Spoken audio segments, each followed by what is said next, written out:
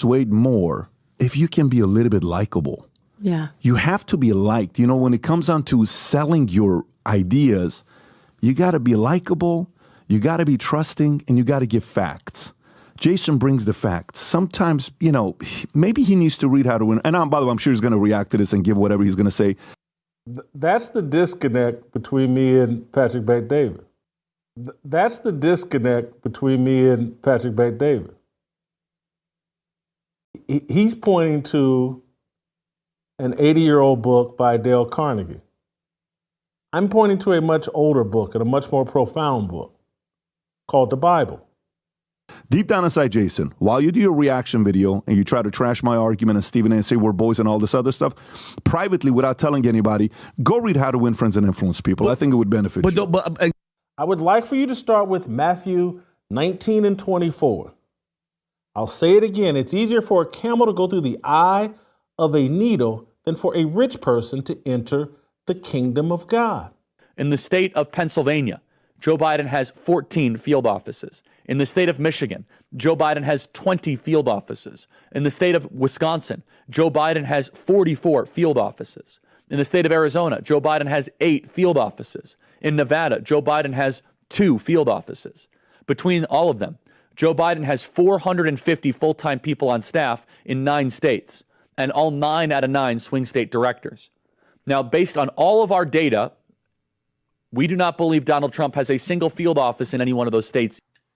What's going on, everybody? Today, I want to analyze the beef between Jason Whitlock and Patrick Bet-David, because not only is it extremely interesting, but I believe that it's a bigger symbol in the Republican Party. There's 2 different worldviews in the Republican Party. Some people that think that money, fame, Trump galas, and social circles are what is important, and other people that realize that the media, especially what we do, is supposed to hold government corruption accountable. A lot of us, we didn't get into media for fame and attention and galas. We went in because the mainstream media was corrupt, both parties were lying, and our country was falling apart. So not only do I want to weigh in on this beef because I've spoken to Jason, I've spoken to Patrick, and I think I could give a good view of what's going on and an accurate take, but also it's not just like, oh, let me involve myself in drama that has nothing to do with me. This is a fundamental disagreement that I have with Patrick Bet-David and a lot of people in Republican movement. And I feel like every time we try to speak about it, there's always this gaslighting like, oh, you're just not popular. Oh, you're just not as famous. Oh, you're just jealous.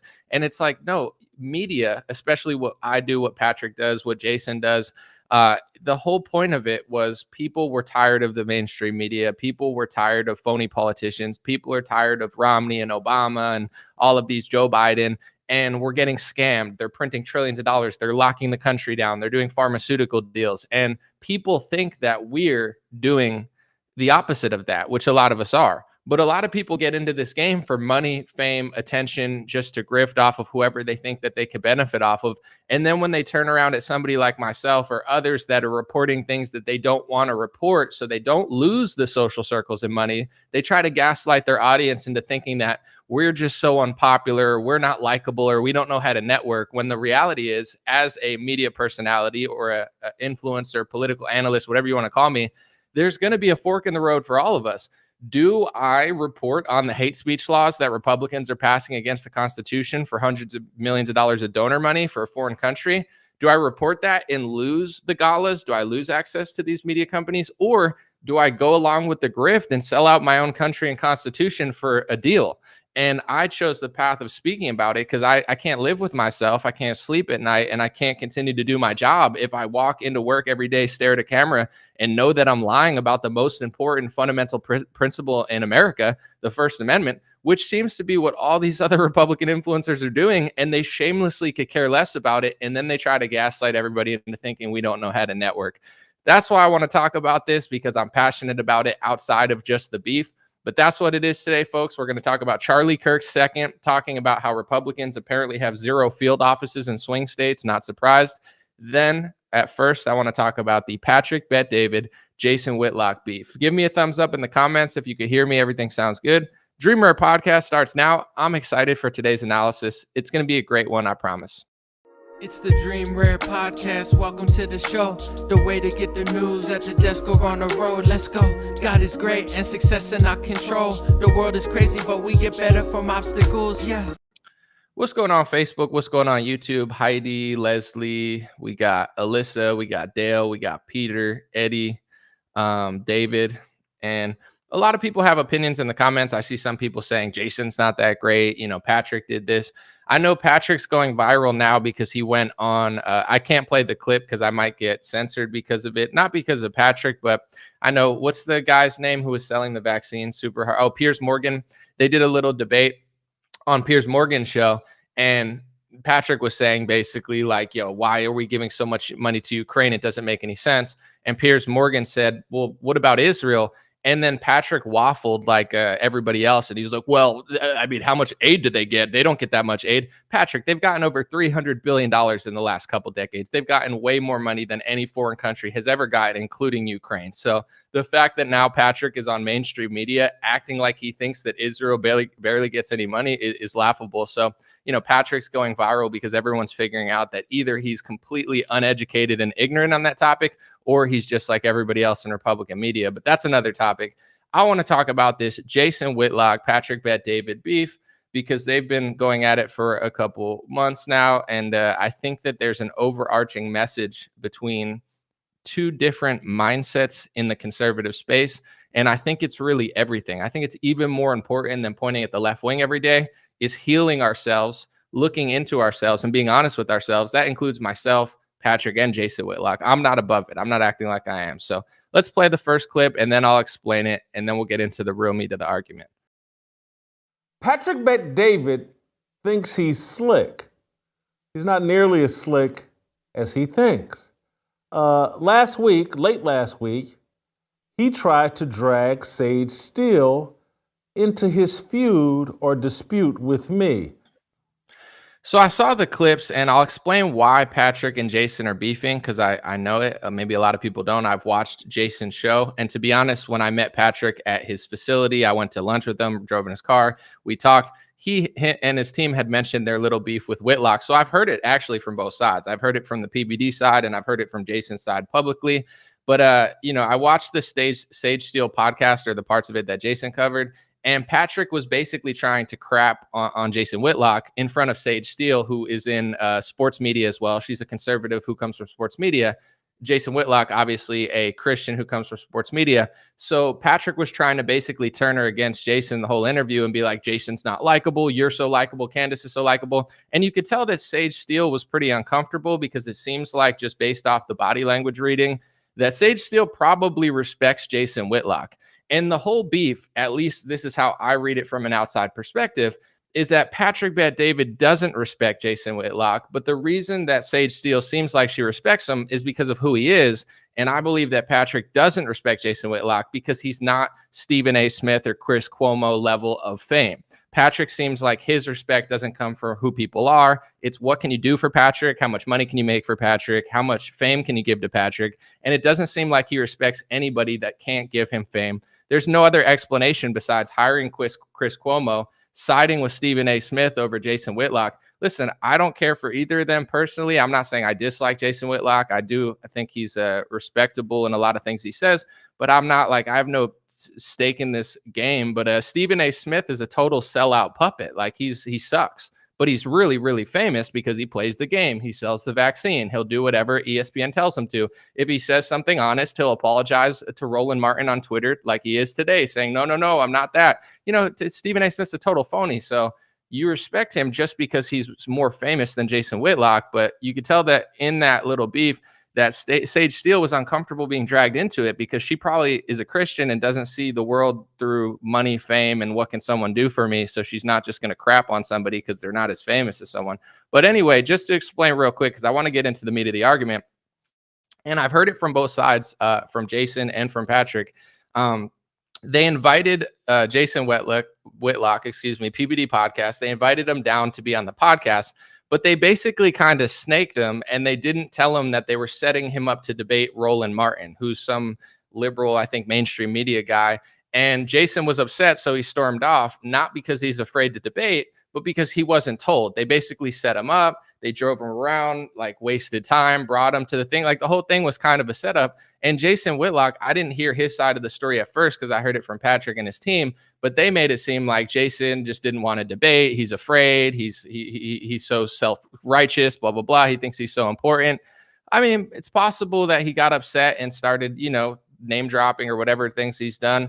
But at the end of the day, I think you should tell somebody if you're trying to set them up for a debate, and not telling them is a little bit scummy. And I think that, Jason has spoken to the guy they wanted him to debate. It's not like Jason's never debated him. He's already debated him. Jason said that he invited him over his house. So it's somebody that Jason knew very well and wasn't interested in like a bad faith argument with.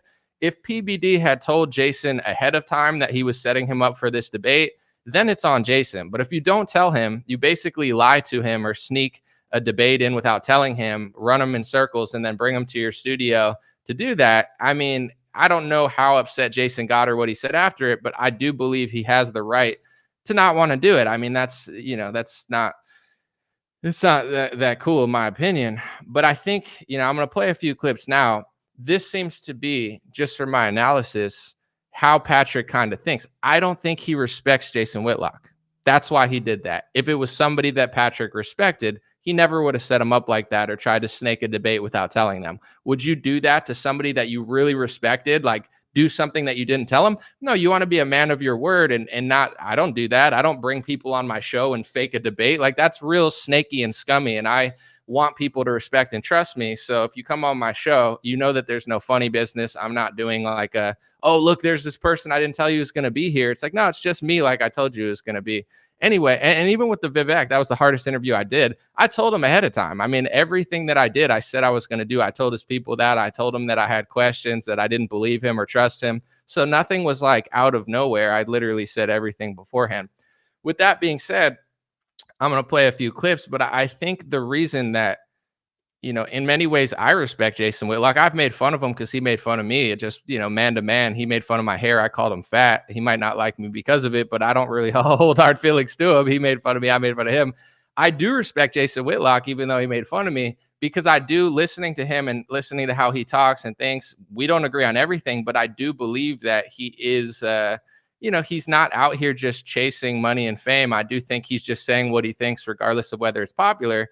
And someone like Patrick's the exact opposite, it feels like, where, yeah, of course he wants to be honest, but I think if there's a fork in the road with telling the truth and being real and getting money and hanging out with Chris Cuomo and Stephen A. Smith, 10 times out of 10, Patrick is going where the money, the fame, and the attention is, which explains why he doesn't respect someone like Jason Whitlock, but he has no problem respecting someone like Chris Cuomo and Stephen A. Smith. It's all about money. It's all about fame. It's all about status. And Patrick seems like somebody that just wants to hang around with people that are more famous than him to enrich himself or to make himself look cooler. I don't think he respects people based on the content of their character, their spirit, and what they do. It's more, what can you do for him?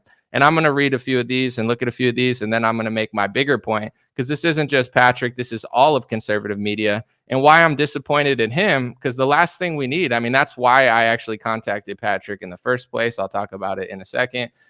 It wasn't to get anything out of him. I liked the content that he was doing. He seemed trustworthy. He seemed honest. He didn't seem like a normal Republican. And I was grateful that someone like him was coming in the space, because there's not a lot of people like that. So that's, why I'm slightly disappointed, is like, we don't need another, clout chaser or another, Fox News or CNN. We definitely don't need somebody rehiring Chris Cuomo to be false opposition, but it's a different story. Let's listen to what Patrick said about Jason Whitlock, because he took a few jabs and said, this guy should read the book, How to Gain Friends and Win Influence, which I've read. It is a good book.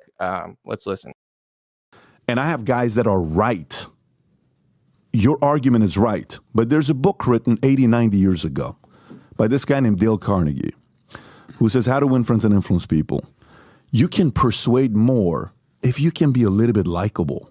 Yeah. You have to be liked. When it comes down to selling your ideas, you got to be likable, you got to be trusting, and you got to give facts. Jason brings the facts. Sometimes, maybe he needs to read How to Win. And by the way, I'm sure he's going to react to this and give whatever he's going to say. Deep down inside, Jason, while you do your reaction video and you try to trash my argument and Stephen A. and say we're boys and all this other stuff, privately, without telling anybody, go read How to Win Friends and Influence People. I think it would benefit you. All right, so I'm going to play Jason Whitlock's response because I thought it was epic. And if you don't do anything, go watch his video on Patrick Bet David. He calls him Patrick Plant David. It's pretty funny. But his whole 10-minute response is epic. I'm going to play about a minute and a half of chopped up clips. But here's what I'll say. I've read the book, How to Gain Friends and Win Influence by Dale Carnegie. It's a great book. I think I'm good at networking, not trying to talk myself up, but I think I'm likable. I'm charming. I have good social skills. I have no problem fitting in, making women like me, making men want to be friends with me. I've never had a problem with that at all. It's always been one of my strong suits. But when this is what Patrick Bet David doesn't understand about people like myself or possibly people similar. I didn't get into conservative media or even just commentary because it wasn't from a conservative or a Christian angle really at first. It was just like I was tired of the media's lies and them trying to force Hillary Clinton down people's throats. Whether it was Trump voters or Bernie Sanders supporters, it doesn't matter if you're left wing or right wing. People deserve the truth and people deserve a fair shake. And the media was not being fair. So I got into this not to be the new Hillary Clinton, not to be the new Bernie Sanders or Donald Trump or Mitt Romney or Newt Gingrich. I got into this to provide a media platform that would give people a fair shake, that would be honest, that would tell the truth, that would, whether it went in the favor of what I thought or not, I would try to present it. I would try to be way more fair than they were being. That's why I got into this. It's not to be popular. It's not to gain friends and win influence. I'm a hip hop artist. I could do shows later this year. I'm going to do a show probably in front of 100,000 people. I'll be popular on that day because I'm doing music at a rock festival. But as far as media, I didn't get into this to gain friends and win influence. I'm grateful that I have. I got millions of followers, billions of views. I've done well. It's not like I don't know how to get people to hear it. But at the end of the day, if Donald Trump is going to side with Bill Gates and the pharmaceutical industry and take money from Pfizer, I'm going to talk about it. Patrick's not going to talk about it because Patrick wants the photo op with Trump. Patrick wants to grift off of Donald Trump's aura that is so bright that Patrick looks at Trump and thinks, I'll never have an aura that bright. Let me see how much I could suck off of that and if it could benefit my company. And then I'll get the interview and then my little minions will get little selfies and then I'll make them more popular and artificially grow their pages because nobody cares about them now. We know the difference. I'm doing real journalism. He's more like, that's an opportunity. That's an opportunity. That's an opportunity. I'm not here to suck off of Trump's aura. If Trump's doing the right thing, I'll defend him and support him. But if he's taking money from the pharmaceutical industry and then he's selling out his cabinet to pharmaceutical lobbyists and he's doing meetings with Bill Gates and passing executive order for flu vaccines and taking hundreds of millions of dollars from donors and then signing anti-Semitism hate speech laws against the Constitution, I'm going to report it because that's the right thing to do because I'm a Christian, I'm a patriot, I'm an American, and I believe in the First Amendment. Patrick is trying to gain friends and win influence. He'll never report that on his show. He'll never talk about it. It's always a game with him. Let me be popular. And the people that say you got burned by this person, burned by that person, I'm not getting burned by anybody. I don't need anything from anyone. I'm not here. I would love to be friends. I would love to go on podcasts and hang out and go to galas, but I'm not going to sell out my own country to do so. I'm not going to, if there's a fork in the road, sell out the First Amendment and lie about it for millions of dollars for photo ops with Trump so you could suck off his aura and try to get more popular at UFC events, or report the truth accurately and honestly for your fellow countrymen because you don't want to turn into Europe and Canada where there's hate speech laws and they're being passed in by both parties. I choose the path of righteousness. Patrick chooses the path of popularity. Jason Whitlock presents it perfectly. He says, we're not playing the same game. Me and I can't speak for Jason because obviously I'm cooler than Jason. Everyone knows that. But jokes aside, Jason, if you're watching, but seriously, I'm cooler. But anyway, it's not like I have or he has trouble doing these things. It's just we're not playing that game. This is a great breakdown by Jason. Not as cool as me, Whitlock. That's the disconnect between me and Patrick Bet David. He's pointing to an 80-year-old book by Dale Carnegie. I'm pointing to a much older book and a much more profound book called the Bible. And he's giving suggestions on, hey, you should read Dale Carnegie and build your life around how to win friends and influence people. I don't have a problem winning friends. None. I would like for you to start with Matthew 19 and 24. I'll say it again. It's easier for a camel to go through the eye of a needle than for a rich person to enter the kingdom of God. Start there. And then think about yourself.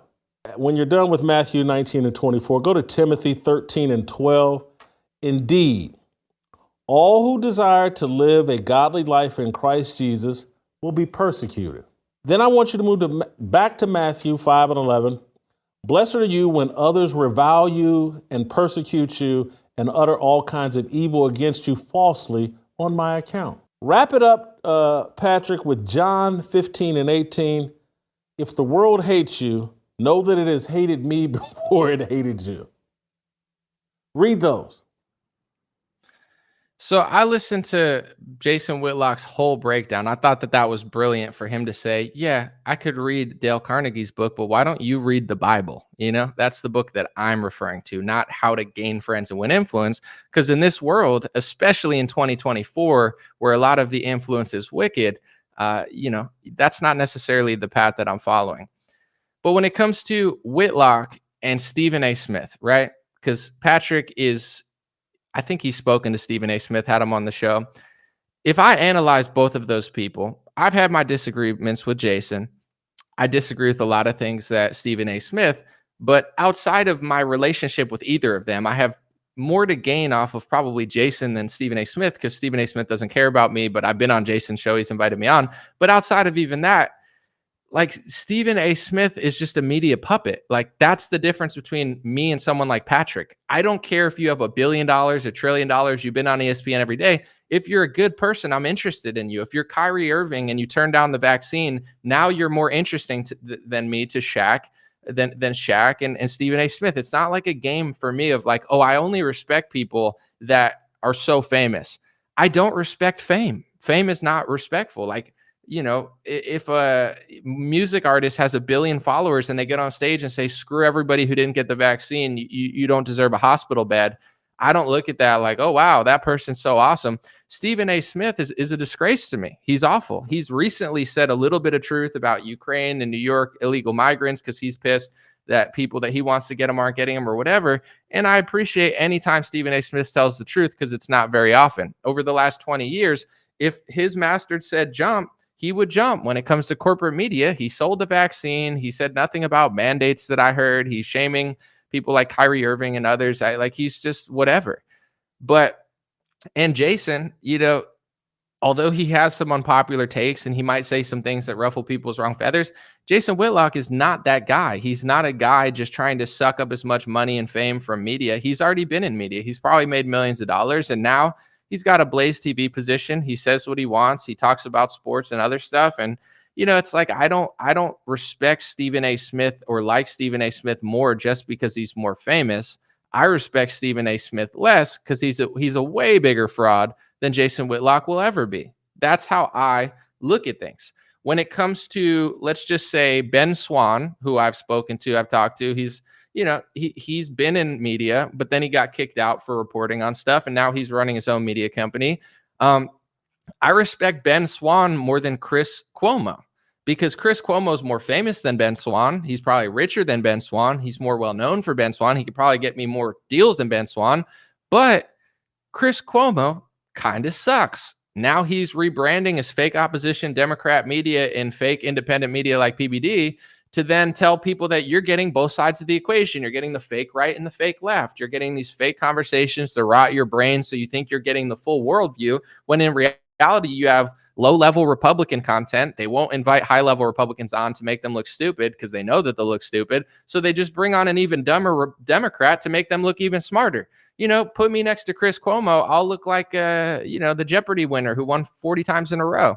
Not the transgender, the other one. Just kidding. But, I know there was a transgender person that won a lot. I just thought that was funny, but I guess that's hate speech. Hopefully I don't go to jail. But anyway, jokes aside, it's like, look at the way that PBD operates. Even as much as I don't like Ben Shapiro, and I know that Ben Shapiro's line is criticism of Israel and anybody who realizes that America's passing the hate speech laws for his race and his religion, like, Ben Shapiro isn't even a person that would hire Chris Cuomo. Like, that's a bold move. And I respect boldness, but it's like, to me, I don't look at that bold move like, wow, that's going against the grain. Going against the grain would be like hiring Glenn Greenwald or Jimmy Dore because they have left-wing progressive views, but they're honest people. They're not right about everything, but they're trying to be, I believe. Chris Cuomo is just an opportunist. He's the brother of a Democrat politician. He's somebody that could look you in the eye and lie to you. He's somebody that will tell you 3 truths because he knows it's popular now. And then when the next war starts, he's saying the same thing as Rachel Maddow and everyone else. I would never, like, there's nothing about him that I really am enticed to, but that's the type of people that PBD wants. People that are famous, people that have status, people that worked at big media companies. Cause I guess, when he said he wants to be a media company, I thought more like, oh, like ethical media.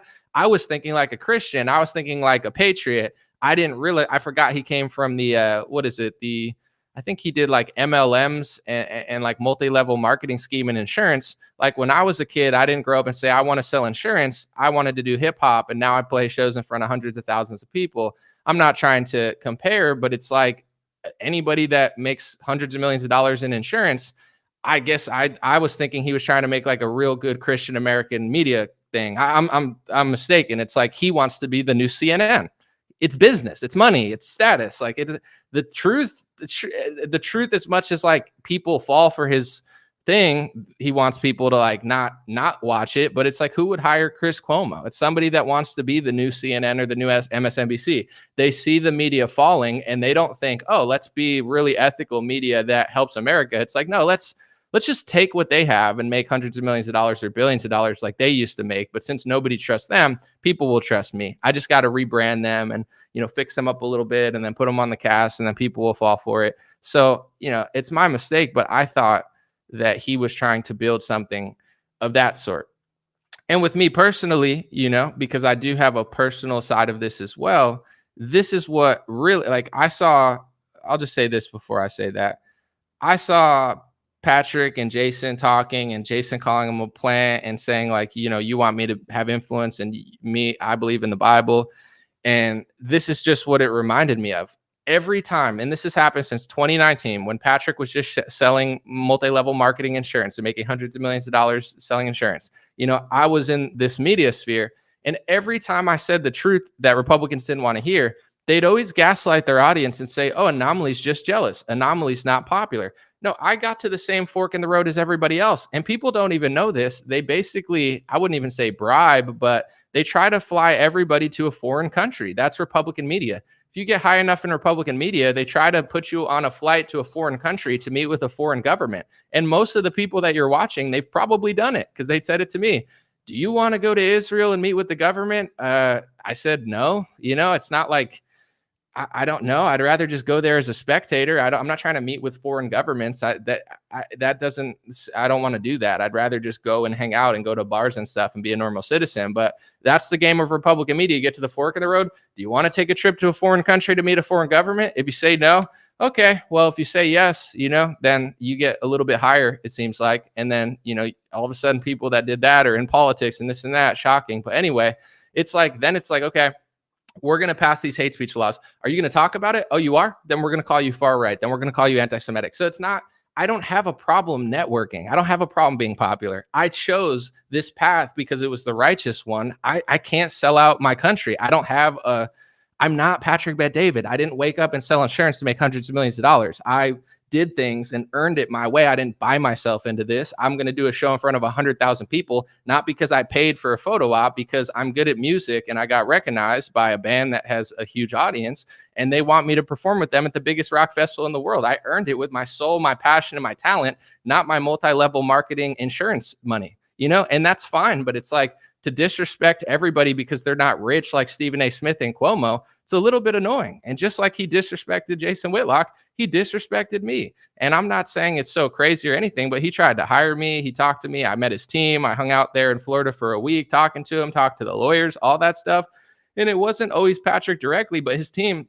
The whole time they talked to me condescendingly. The whole time they'd say stuff like, oh, if it doesn't work out, you want to be on our good side because we know so many people. What type of douchebag says that? I've met richer people than them. I've met more famous people than them. I've met athletes that are goats at their sport and possibly one of the greatest athletes of all time. People that are better and more important than them in every single way. And nobody says that to you. You don't meet a celebrity and they say, oh, be good to me or else you get on my bad side. Like, what type of scumbag even says that to people? Like, they're so douchey there. You know, like they talk to me like I'm a piece of shit. They talk to me like I'm, you know, like they want to, and that's why the deal didn't work. I'm like, how am I going to work? Why would I work with you if you guys are talking to me like I'm a trash can? Like, you're not that cool. You're not that important. I've met better people than you in every way that make you look inferior in every way possible. You know, they're not just selling insurance and buying their way into media, like people that actually do great things and people respect them, not because they do veiled threats like, oh, don't talk to me like this because I know so many people. I know people too, douchebag. Like, I don't say that to you. You think I work with people and walk into a room and say like, hey, I have millions of followers on social media. Be nice to me.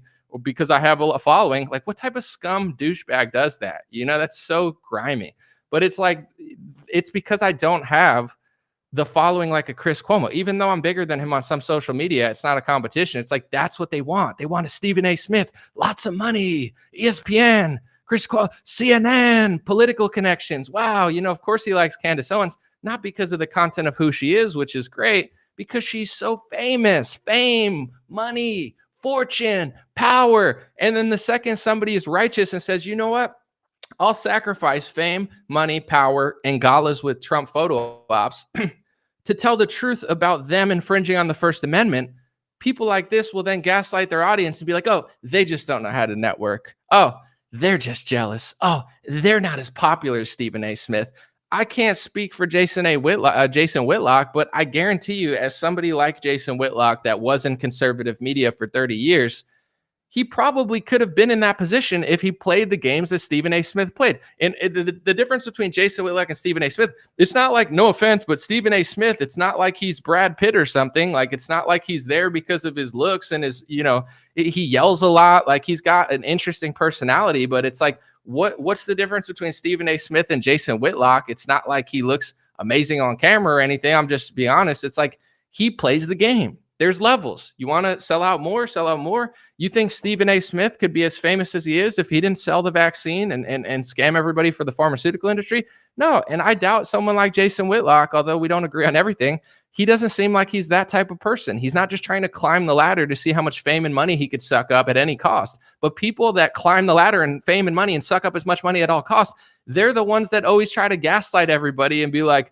oh, they wish they could do this. I actually don't, though. I didn't have a dream to sell insurance and make a bunch of money and then get in conservative media and hire a CNN host who was pro-lockdown in order to brainwash and rot the brains of conservatives. I got into media to speak the truth about it. But the truth is not something that these people respect. They actually hate you for it because it makes them feel inferior and stupid for being inferior and stupid. And I'm tired of it. I have no problem with networking. When Patrick was selling MLM insurance schemes, I was in the White House with Donald Trump before he even really spoke out about that type of stuff. Why was I in the White House? Because I was networking, because people like me, because I had hundreds of millions of views and I was helping the Republican Party and Trump by just being honest. So they invited me to the White House, in October of 2018.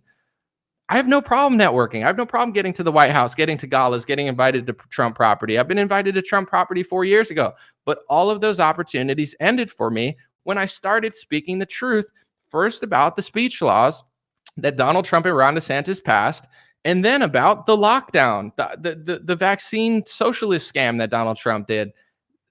That's what I want to do. I don't need, and this is another thing that annoyed me too before I get into the Charlie stuff. When the deal was starting to fall apart, because I would complain about certain things, we'd go back and forth, and I'd be like, I don't like the way they're talking to me. I would never move somewhere when people were talking to me this way. But it's like anytime I tried to say something, they would say something douchey back that was just like not true.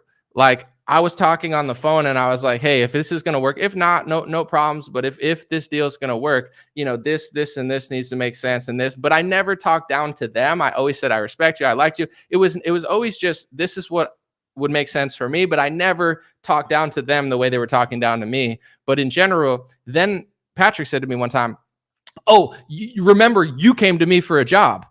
Actually, that's a lie. I did not come to you for a job. I messaged you on Instagram because you did a good podcast and I complimented you and you ran and said, call me, text me, call me. You're like, call me within a minute. Even chicks that I'm into don't hit me back that quickly. So it's like, I appreciate how responsive he was. He asked me to call him within a minute of me like messaging him, or 2 minutes. It was like the fastest response I've ever gotten from someone who's so busy and whatever. I appreciate it. You must like me. But then I called. I wasn't asking for a job. I'm not looking for a job. I'm the CEO of my own company. I run a business. I'm successful. I'm happy. I like my life. I wasn't desperate for a job. I didn't ask for a job. I didn't even think of working for you. You asked me, I'm building a team. Why don't you come check it out? I didn't say, please, can you hire me? I don't need money. I don't need anything. I already have an audience. I'm already reaching a lot of people. But at the same time, if it made sense, yeah, of course, I would love a media company behind me, some established, like filmers and videographers, etc. I'm not against that. If it worked, it worked. But it's like every time something went wrong, he tried to strong arm me with some douchey like thing, like either him or his team's like, oh, you came to me for a job. That's a lie. I did not. You asked me, consider it. I didn't ask you for a job. I wanted to just converse with you. To be honest, I like to compliment people because I don't see everything through opportunities, money, fame. What can they do for me? If I see somebody that comes into conservative media out of nowhere, does a good job, interviews Neil deGrasse Tyson, isn't so stiff like other Republicans, and they're not just like trumped out, which that only lasted so long. He just turned into every other podcast within a year. I'm complimenting you because I'm trying to lift up the same reason I lifted up Candace Owens and people like Brandon Straka early on. Had nothing to do with, oh, what can they do for me, this and that. If it's good, I want people to see it. I did the Jesse Kelly breakdown yesterday. It's not to get something from Jesse Kelly or Tucker Carlson. I'm just grateful that somebody's speaking the truth, and I want to talk about it. It inspires me. I want more people to see it, although more people are going to see it on Tucker's Twitter than even on my show. It doesn't matter. But in general, it's like I messaged you because I liked what you did, and I wanted you to know. And also just tell you, like, if you do good work, I'm appreciative. Also, it's like, if it works on the podcast, then it works on the podcast. That's fine. If it doesn't, it doesn't. But it would be cool to chat. But if not, no worries. Now I feel a different way about it because, you know, if you can call me, text me, have your lawyers talk to me, invite me down to Florida for a couple of days, you know, have me come to an event, meet your staff, talk to all your people, your vice president, whatever, you could do all that for 3 months. But then you blow me off when I ask to speak on a podcast. It's not because I want fame and attention from you. I could get more fame and attention from other people. I want to speak the truth on your podcast because I'm bored by it. You guys are just Trump in circles, not saying anything important. You have on phonies like Dave Rubin and other people who, by the way, Dave Rubin's he's not that big on Instagram. He's not that big on Facebook. It's not a competition, but they look at everything through fame. What can they do for me? Oh, I'll have Dave Rubin on because he's so important. I have over 1 billion views. I have over 2 million followers. It's not a competition, but it's like, I'm not a small fry. And I'm not saying that because that matters, but these people, they don't care about the content of my character. They tell me that they think I'm one of the best reporters during COVID, but apparently that's not enough to get me on the show. It's all about fame. It's all about status. It's all about money. Okay, I have some of those things. Not that I need it, but it's like, you can't have me on the show.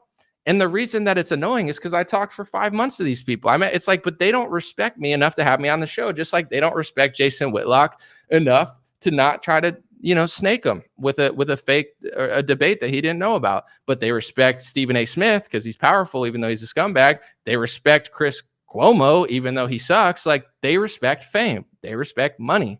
You know, just like he said that Ben Shapiro should change the Daily Wire to the Israeli Wire, he should change the PBD podcast to I want clout, fame, and money cast. You know, stop pretending like it's about the truth and conservatism. No, it's about climbing the ladder and becoming the new CNN and MSNBC with fake opposition and fake discussions. It's just annoying. And I'm going to say this before I play the Charlie thing. The real reason that I want to get on these podcasts, I don't need anything. I'm tired of Republicans not knowing that the Republican Party is passing hate speech laws in America. I'm going to say it one more time. I probably said it in every live stream for the past 3 months because it's the most important thing to me. Without the First Amendment, America is going to fall apart. We need the freedom of speech. Okay? I don't care who's on what podcast getting attention. I want the First Amendment, but I can't have the First Amendment because Republicans are working to debase the First Amendment. It started probably before 2018 with the anti-BDS laws and whatever, but then Trump and DeSantis, and then Kemp and Noam, and now this year, Republicans every week, they're passing it into law. The IHRA definition of anti-Semitism, hate speech laws, safe spaces, rethink free speech policies. Our country is being beaten down and watered down.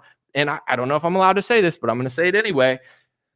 Trump gets hundreds of millions of dollars and the GOP gets hundreds of millions of dollars from mega donors who want these speech laws because it helps their race, their religion, and a country that they like. So then they pass a speech law to say that you can't say that it's happening. We're turning into like a Bolshevik communist shell of a country.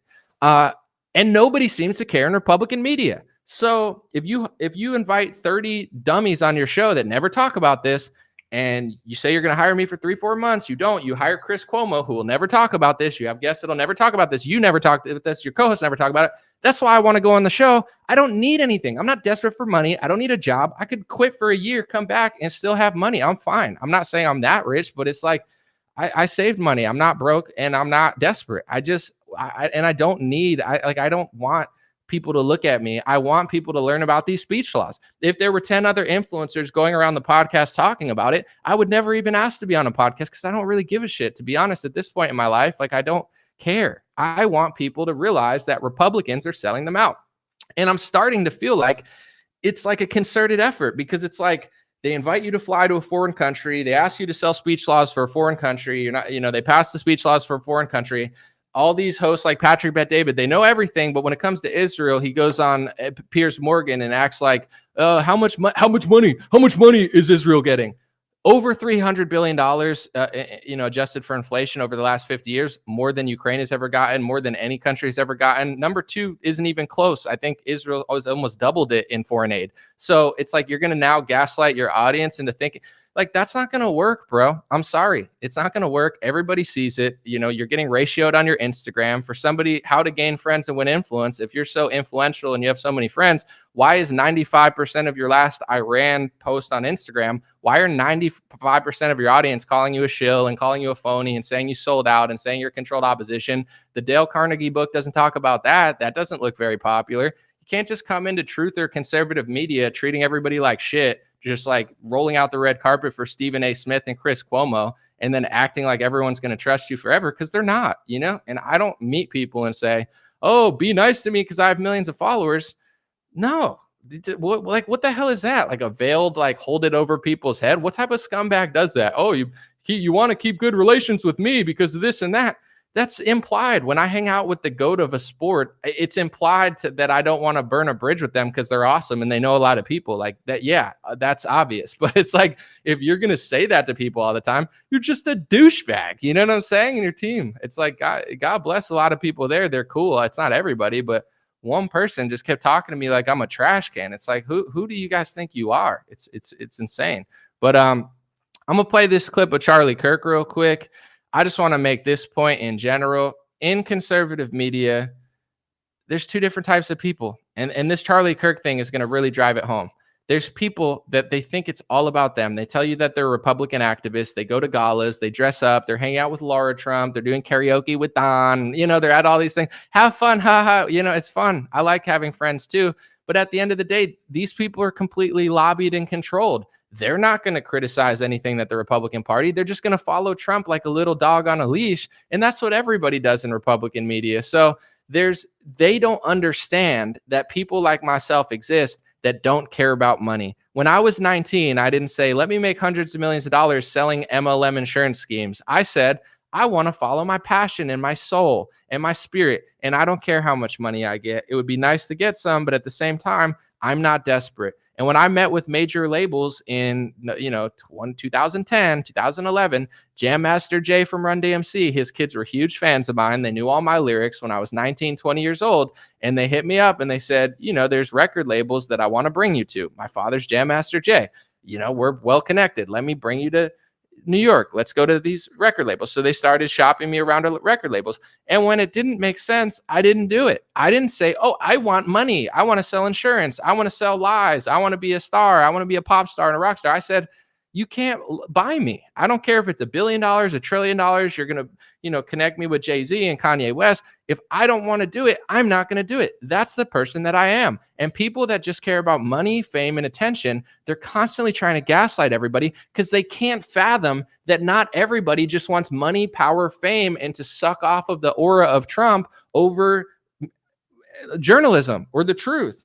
I don't care about my personality or my feelings or Patrick or Jason. The First Amendment's being infringed on by the Republican Party, and none of these podcasts will talk about it. They know about it. How could they not know? It's been 5 years of them infringing on the First Amendment. Matt Walsh only covered it because Candace got fired. He got ratioed on Twitter, and he did it as a save face for the Daily Wire to be like, look, we care about this. 5 years later, you make a half-assed video going, I don't even know what the definition of anti-Semitism is. Well, I do. They're passing it into law. Read it, dummy. He doesn't want to read it because if he reads it and he starts making videos about it, now Jeremy Boring and Ben Shapiro are going to be like, yeah, like it's like a whole game everybody's playing. And these people that play that game, they can't fathom that people are out here that don't want to play the game. I don't care if it's 3 more zeros on my bank account to do this. I don't want it. I didn't want it when I was 21. I didn't want it when I was 23. I didn't want it when I got brought to major record labels and major executives for distribution companies. And I don't want it now. Of course, I want to be successful. Of course, I want to be well-liked. Of course, I want to network. Of course, I don't want to burn bridges. But I'm not going to sell out my country and my Constitution for $1. And the people that don't understand that are constantly lying and gaslighting their audience. Oh, they're just not likable. Oh, they're just jealous. Oh, they're just hating. Oh, they're just burning bridges. No, we don't care about that stuff over that. These are my priorities. And people with flipped priorities, they can't fathom it, okay? And I want to play this clip real quick because Charlie Kirk is shocked. God bless the guy. I don't know if he's really shocked, but there's no ground offices. The Trump campaign has 0 ground offices in swing states. And I don't know if you guys know anything about politics and like how it works, but yes, podcasting matters and media matters. I'm not saying media doesn't matter, but the ground game is really important. Like the mass mail-in ballots and all this stuff they're doing. It's not just that Democrats are cheating, it's that they're rigging how to vote and then they're using what they rigged and Republicans are doing nothing about it. So it's like there's a reason that early voting works. It's not just because they're putting more ballots in. It's because if you bank the votes, it's like getting it now versus waiting for the day of. It's always better to bank it. If you have $2 million in the bank and you bank it versus somebody that says they're going to put it in your bank in 3 days, it's always better to have it now. That's mass mail-in ballots. That's ballot harvesting. That's early voting. I don't like it because I'd rather vote on the day, but I get why it's more effective than voting on the day of because not everybody's going to go. So why would the Republican Party have 0 field offices? It's because these people don't care about anything. They're the biggest scammers. All they care about is galas and selfies with Trump and making themselves famous. All the biggest Republican activists, they're not doing anything for the Republican Party. In the state of Pennsylvania, Joe Biden has 14 field offices. In the state of Michigan, Joe Biden has 20 field offices. In the state of Wisconsin, Joe Biden has 44 field offices. In the state of Arizona, Joe Biden has 8 field offices. In Nevada, Joe Biden has 2 field offices.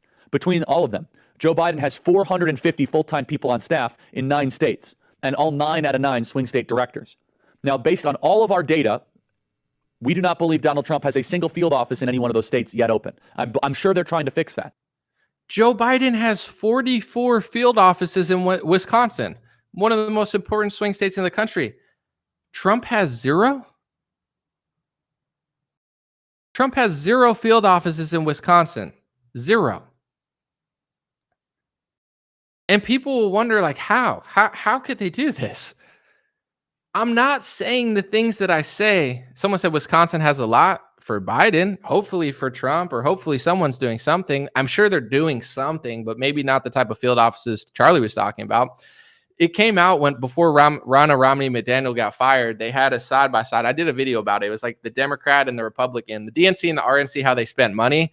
And it's like mind-blowing seeing how the RNC is spending money. Listen, if you're a business and you make, you do what you do and you make money and you spend it how you want, it is what it is. But the RNC and the DNC are not that. They're not businesses. They're political organizations that fundraise money from you to win elections. Like, that's what they are. It's not like they're just running a podcast and they're spending the money. I would say whatever. You know what I'm saying? It's your money. Do what you want. It's the RNC, the Republican National Committee. That's who they are. Look at how they spent the money under Ronna. It's ridiculous. It's almost laughable if it wasn't so sad.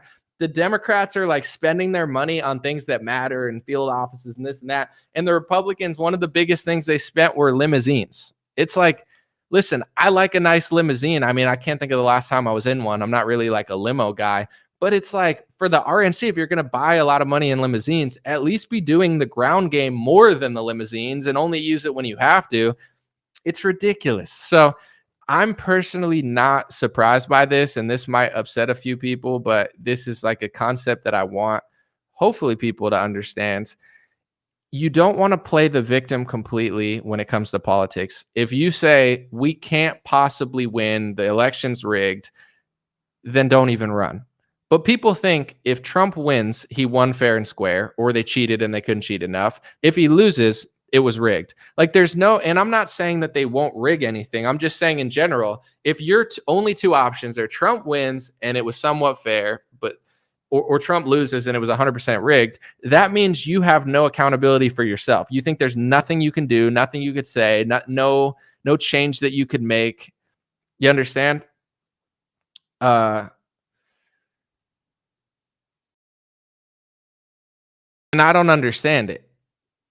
I don't know exactly what the RNC is doing, but I think that is contributing to the fact that they're not really doing that much because they don't think they have to do that much. It's like, let's just hang out with Trump and do galas. And then if we lose, we'll just say it's rigged and we'll make a lot of money running around the country saying it was stolen.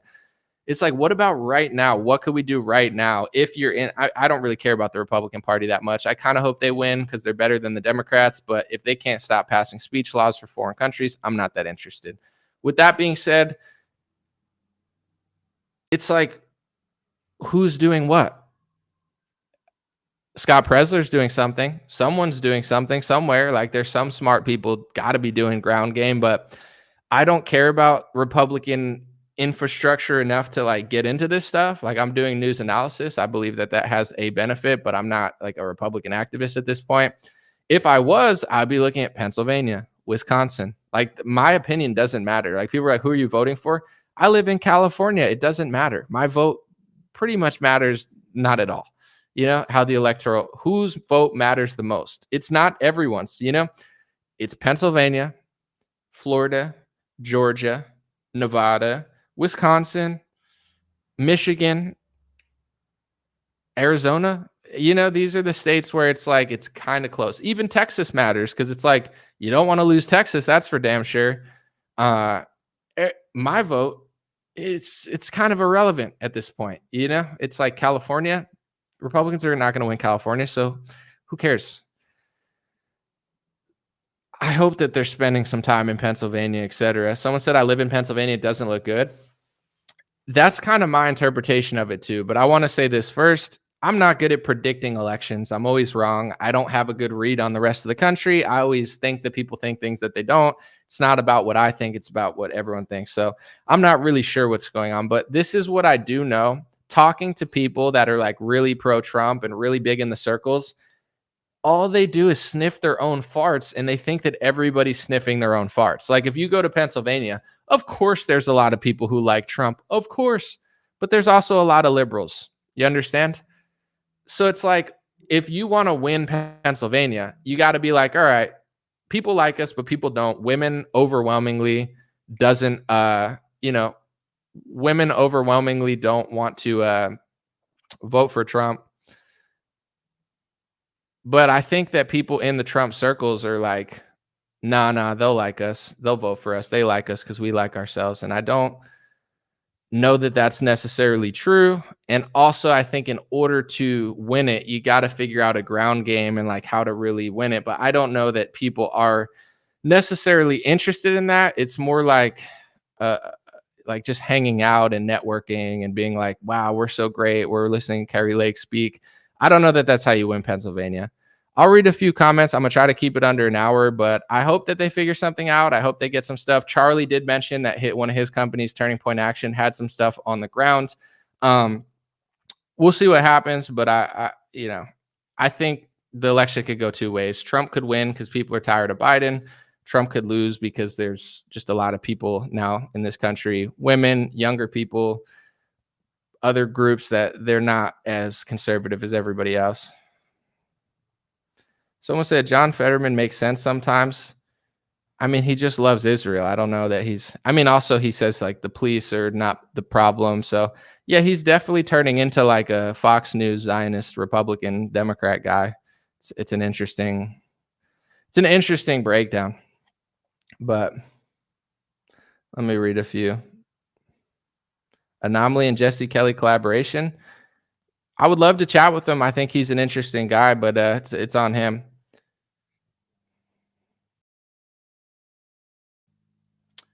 Someone said, trying to understand, do you not believe the 2020 election was rigged or stolen? I mean, my breakdown of it is going to be different than other people's because I don't look at 2020 and think, oh my gosh, Trump's the victim. Oh my gosh, everybody's against him. Oh my gosh, we did nothing wrong. I feel like Trump sold out his cabinet. He sold out to the swamp. He locked the country down. He printed the money. He gave all the states the money, power, and resources to do mass mail-in ballots. They did mass mail-in ballots. Republicans didn't think about it. They didn't do early voting. They told their audience to not do early voting and to not do ballot harvesting. And then they lost the election that you needed to ballot harvest and do what is now legal due to the pandemic. So I don't see him as the victim. I think he dug a 40-foot hole for himself, jumped in the hole, and then yelled, "How did I get here?" And everybody believed him. So also, I believe that they were rigging social media. But also, it's like if you in 2019, like Donald Trump did, start passing hate speech laws into America, not only are you not protecting the First Amendment, you're actually infringing on it. So once you, as the opposition party, sell out the First Amendment, it's just going to keep getting crapped on. So it's like, I don't think that's a coincidence. I'm not saying it's directly related, but in 2019, and Trump and DeSantis infringed on the First Amendment with their hate speech laws for Israel and one group and one race and one religion. And it's just constitutionally against the First Amendment. You can't pass hate speech laws for one race and one religion and anti-protest laws for one group and one country. That's not America. Once you sell out America as the opposition party, everything else crumbles around it. And I don't think it's a coincidence that everything crumbled in 2020. In fact, I would even go as far as to say, I don't think the pandemic, I'm not going to say, I don't know what you are even allowed to say on here, but if you look at reality, Trump gave his government to Big Pharma just as much, if not more, than other presidents. It's not like Trump fought the pharma swamp. He sold out to the pharma swamp even harder than most Republicans did. So I'm not surprised that 2020 happened. Like, I don't think he's a victim of 2020. I think he paved the way for it. In 2018, he took a meeting with Bill Gates. In 2019, he passed an executive order that matched what Bill Gates told him to. That was 6 months before the pandemic. So I don't see Republicans and Trump as a victim of 2020. I think they dug a hole and then acted like they don't know why the hole got there. That's why I can't listen to Republican media. And to be honest, that's why it's just annoying, because it's not like I don't care about, like, I don't want to be on a podcast so I could take a selfie and get 1,000 followers. I don't even care about followers anymore. It doesn't matter to me. I'm just tired of listening to everybody say stupid stuff all the time. Like, it's like everybody's just circle jerking each other. The election was stolen. Trump's a victim, blah, blah, blah. It's like, it's just annoying, you know? So with all that being said, for this next election, I think that most women don't like Donald Trump. I don't think he's a great candidate. And I don't think that, yes, women are voting liberal, like, naturally, but I think more women will vote against Trump, not conservative women or not women that like Trump, but Trump doesn't have humility or like grace or compassion a lot of times. He's not a horrible person or anything, but I'm just saying in general. Someone said, "Stop whining, dude. Let me meet my meals in peace." Said Trump won in 2020. That's your name. Your whole life is just that narrative. That's crazy. But anyway, it's like I think grace and humility goes a long way. Like, let me give you an example with Obama. I'm not saying Obama is trustworthy. He's a very smooth salesman. But if you listen to Obama on a podcast, like I've listened, like in the last couple years, to Obama on this podcast I listened to, or it's like a music review channel. Like it's two kids, and like Obama came on their podcast. I don't like Obama. I don't trust Obama. I don't think he was a good president. I think he was a puppet. But if you listen to Obama for 10 minutes, talk to people, you kind of like him. You know what I'm saying? Because he's just like, he's just like compassionate. He's thoughtful. The things he says to these kids is pretty genuine. Like I'm not saying you should trust him. He's a good liar, but he comes across as like, I don't hate this guy. You know, if you listen to him for 10 minutes, like on a podcast, if you listen to Trump, he's just like, I did it. I'm the guy. Like the way, like women don't like that, you know, women see that and they it reminds them of like guys that they hate, you know, and then they vote for like the other candidate. So I'm not saying it's right. I'm not saying it makes total sense, but like, I don't think Trump I think there's other candidates that could have gotten 10% more of the woman vote. I don't think Trump's going to get the woman vote. The youth, I don't know what's going to happen. There's every reason to win this election because Joe Biden's the weakest candidate we'll probably ever get. But I just don't know that Trump's going to be able to do it. But if he is able to do it, there's got to be an attempt to do a ground game and convince people. But I'm not sure that that's happening. Like as a Republican voter, I don't even know if I want to vote. I know it doesn't really matter in my state, but like listening to Trump talk, listening to Republicans talk, listening to like mainstream, like Republican influencers, I don't even like these people. And I'm a Republican and I agree with a lot of what they say, but they're like blowhards, you know, even though I could be a little rude, I could be a little like snippy. People will be like, oh, you shouldn't have said this or that. When I talk about certain topics, I still have compassion and thoughtfulness in the way I'll talk about immigration. Although I disagree with illegal immigration, you could listen to me talk and be like, I get what he's saying. It sounds like he cares. When you listen to most Republicans, they're just yelling the whole time. They're it's like, you know, I like tough people that say stuff, but when it comes to being convincing, I'm not quite sure that anyone in the Republican Party that I've heard is really that good at it. I think the best that we've seen was Tucker Carlson. Like Tucker, say what you want about him. He was getting more when he was on television. He was getting more Democrats, 20 to 30 to watch him than Democrats were, you know, even though he's further right on a lot of topics than a lot of other Republicans. Why? Because Tucker comes across as genuine. He talks to Jimmy Dore. He talks to Tulsi Gabbard. He'll cover funny things that Democrats like. You know, he also never caves on like issues that he cares about. I'm not saying Tucker's like an idol or you should worship him, but like, even though Tucker Carlson is more principled than most Trump supporters, he still has more Democrats listening to him. Ron Paul was respected by more people in the center, even though he's probably further right than Trump on most policies economically. I think authenticity and just like grace and compassion and thoughtfulness in your argument goes a long way, especially with women. And I personally think that Trump, you know, kind of lacks that a little bit. Like, so, you know, I'm not saying like he's the worst ever, but like when you listen to him talk, it's like, it just doesn't have that feel that people are like, I think like Republicans like it and they're like, yeah, but I know people that even like either at this point, I think you really, really like Trump and you just like everything he says, or you're just kind of tired of it and you're going to vote for him over Biden. But I know a lot of people that really liked him for years and it's just like, ugh, why is he doing that? It's not the toughness of the content of his argument. It's just the way he kind of talks. Like I know Trump is better than Biden. I want him to be Biden. I'm just saying like, it's kind of like if you ask him a question, it almost sounds now that he never listens and he just says what he's going to say anyway. Like you'll ask him a question and be like, it was big, it was beautiful, it was the biggest, most beautiful, biggest and beautiful. And then like 2 minutes go by and they're like, yeah, but what about the war? Like, it's always like this, like whole, like kind of like bloated, like statement about like, I don't know. I don't think it's the best way, but each their own. All I'll say is this. I don't really care. It's not up to me, but get some ground game. If you like Trump, if you care about Trump, figure out why the Republican Party has no field offices in all the swing states. That's crazy. And I'm talking about the RNC, not other. There's probably nonprofits and companies that are doing stuff, but you know, I don't think his actual campaign has established any, according to Charlie. Charlie is more connected to like that sort of stuff as well. So what are we getting at here? Well, I'm just analyzing it. I think I don't know how trustworthy polls are, but I think that Trump is losing drastically in the women field. And I think that Republicans are almost always going to lose in the women field, but Trump's going to lose by more because he doesn't have like grace or humility with the way he speaks, in my opinion. Like, you know, but it's whatever. Dan said Trump is there to destroy and bankrupt the Republican Party. Definitely could be. I mean, they didn't win very many elections for a while. Like after he won, like if you look at the midterms and all that sort of stuff, it wasn't a good like 6, 7, 8 years after 2016. But when you do your Trump, it cracks me up. I built the biggest, most beautiful wall. It was big. It was beautiful. Some would say the biggest and most beautiful, except for Rosie O'Donnell. She's an ugly wall of a woman. You're like, dang. All right, anyway,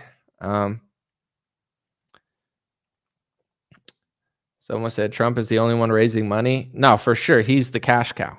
He's not only the cash cow for the Republican Party, he's the cash cow for most Republican media. This is, I don't know if it came across right. I hope that it did. I don't want to be overly repetitive, but this is all I'm saying. Like when it comes to media, right? If Trump is your cash cow, like people even accuse me of that. They're like, you got all this and that over Trump. But why? You got to ask yourself, why do you watch me? And maybe I'm wrong, but do you watch me because I'm trumping out, or do you watch me because it's true?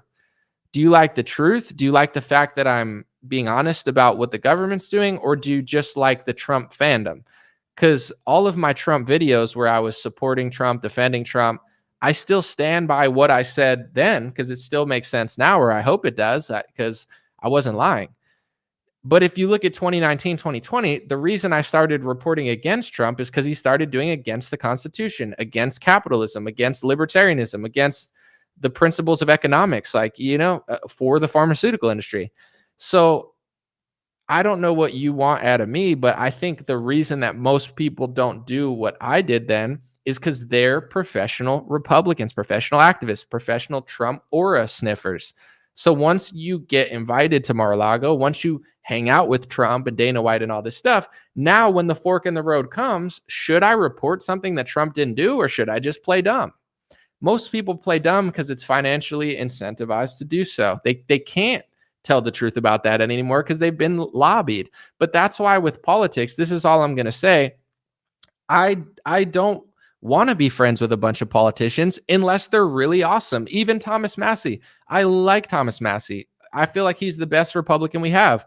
I've never met him, but even if I met him, I would tell him, I don't hate you. I'm not going to do anything shady, but like my job is to do my job. Or else I'll do something else. I'm not here to like just sniff politicians. I'm not trying to be the new Mitt Romney. So my reporting on Thomas Massie goes as far as him doing the right thing. If he decides to take $1 million from Pfizer and sell the country out to the pharmaceutical industry, I'm going to report it, not because I hate him or it's a personal attack, because it's just not true. And people will act like in Republican media that like, how did I even get successful?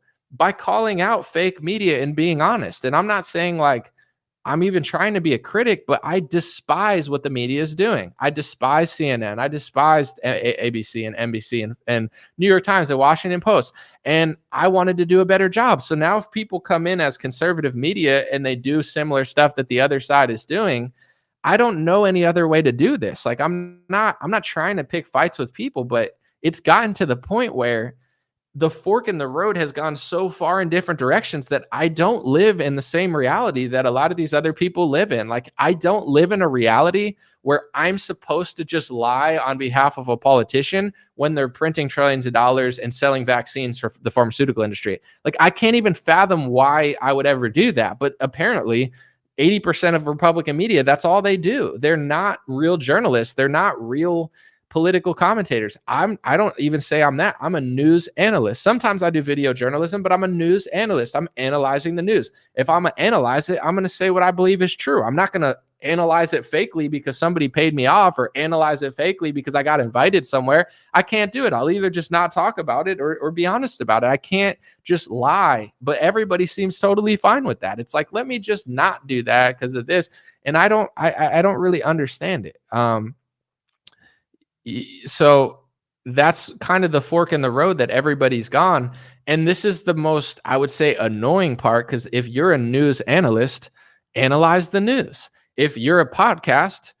But a lot of these people, they're not really journalists or news analysts. They're basically professional activists. You know what I'm saying? It's Trump, Trump, Trump, Republicans, Trump, Trump, Trump, Trump, Trump. Now you're not a journalist. You're not an analyst. You're an activist. You're basically like a member of the party. You're a lobbyist, like that. Like that's okay. So then at least do that. That's all. Like if you all you are is a Trump activist and it's Trump, Trump, Trump, Trump, Trump, and you're just selling Trump shirts all the time, okay, then make a field office. You know what I'm saying? Charlie Kirk is doing stuff on the ground with his organizations. I think he's one of the few, regardless of what I say about what he does do things. He does events, he does little field office type stuff. Like Charlie Kirk does that. What about all these other people? All they do is Trump, Trump, Trump. Like, why are they not? If they're an activist, then do activism. Don't pretend to do journalism, do activism, and then not do activism and not do journalism. Then you're just nothing. You're like a professional fan or a bobblehead. You're just a bobblehead for a politician. How is that any better than what the left's doing? That's just kind of how I see it. And I'm going to be honest, because I've had a different attitude the last couple of years, and I know people have seen it, and they're saying, you changed.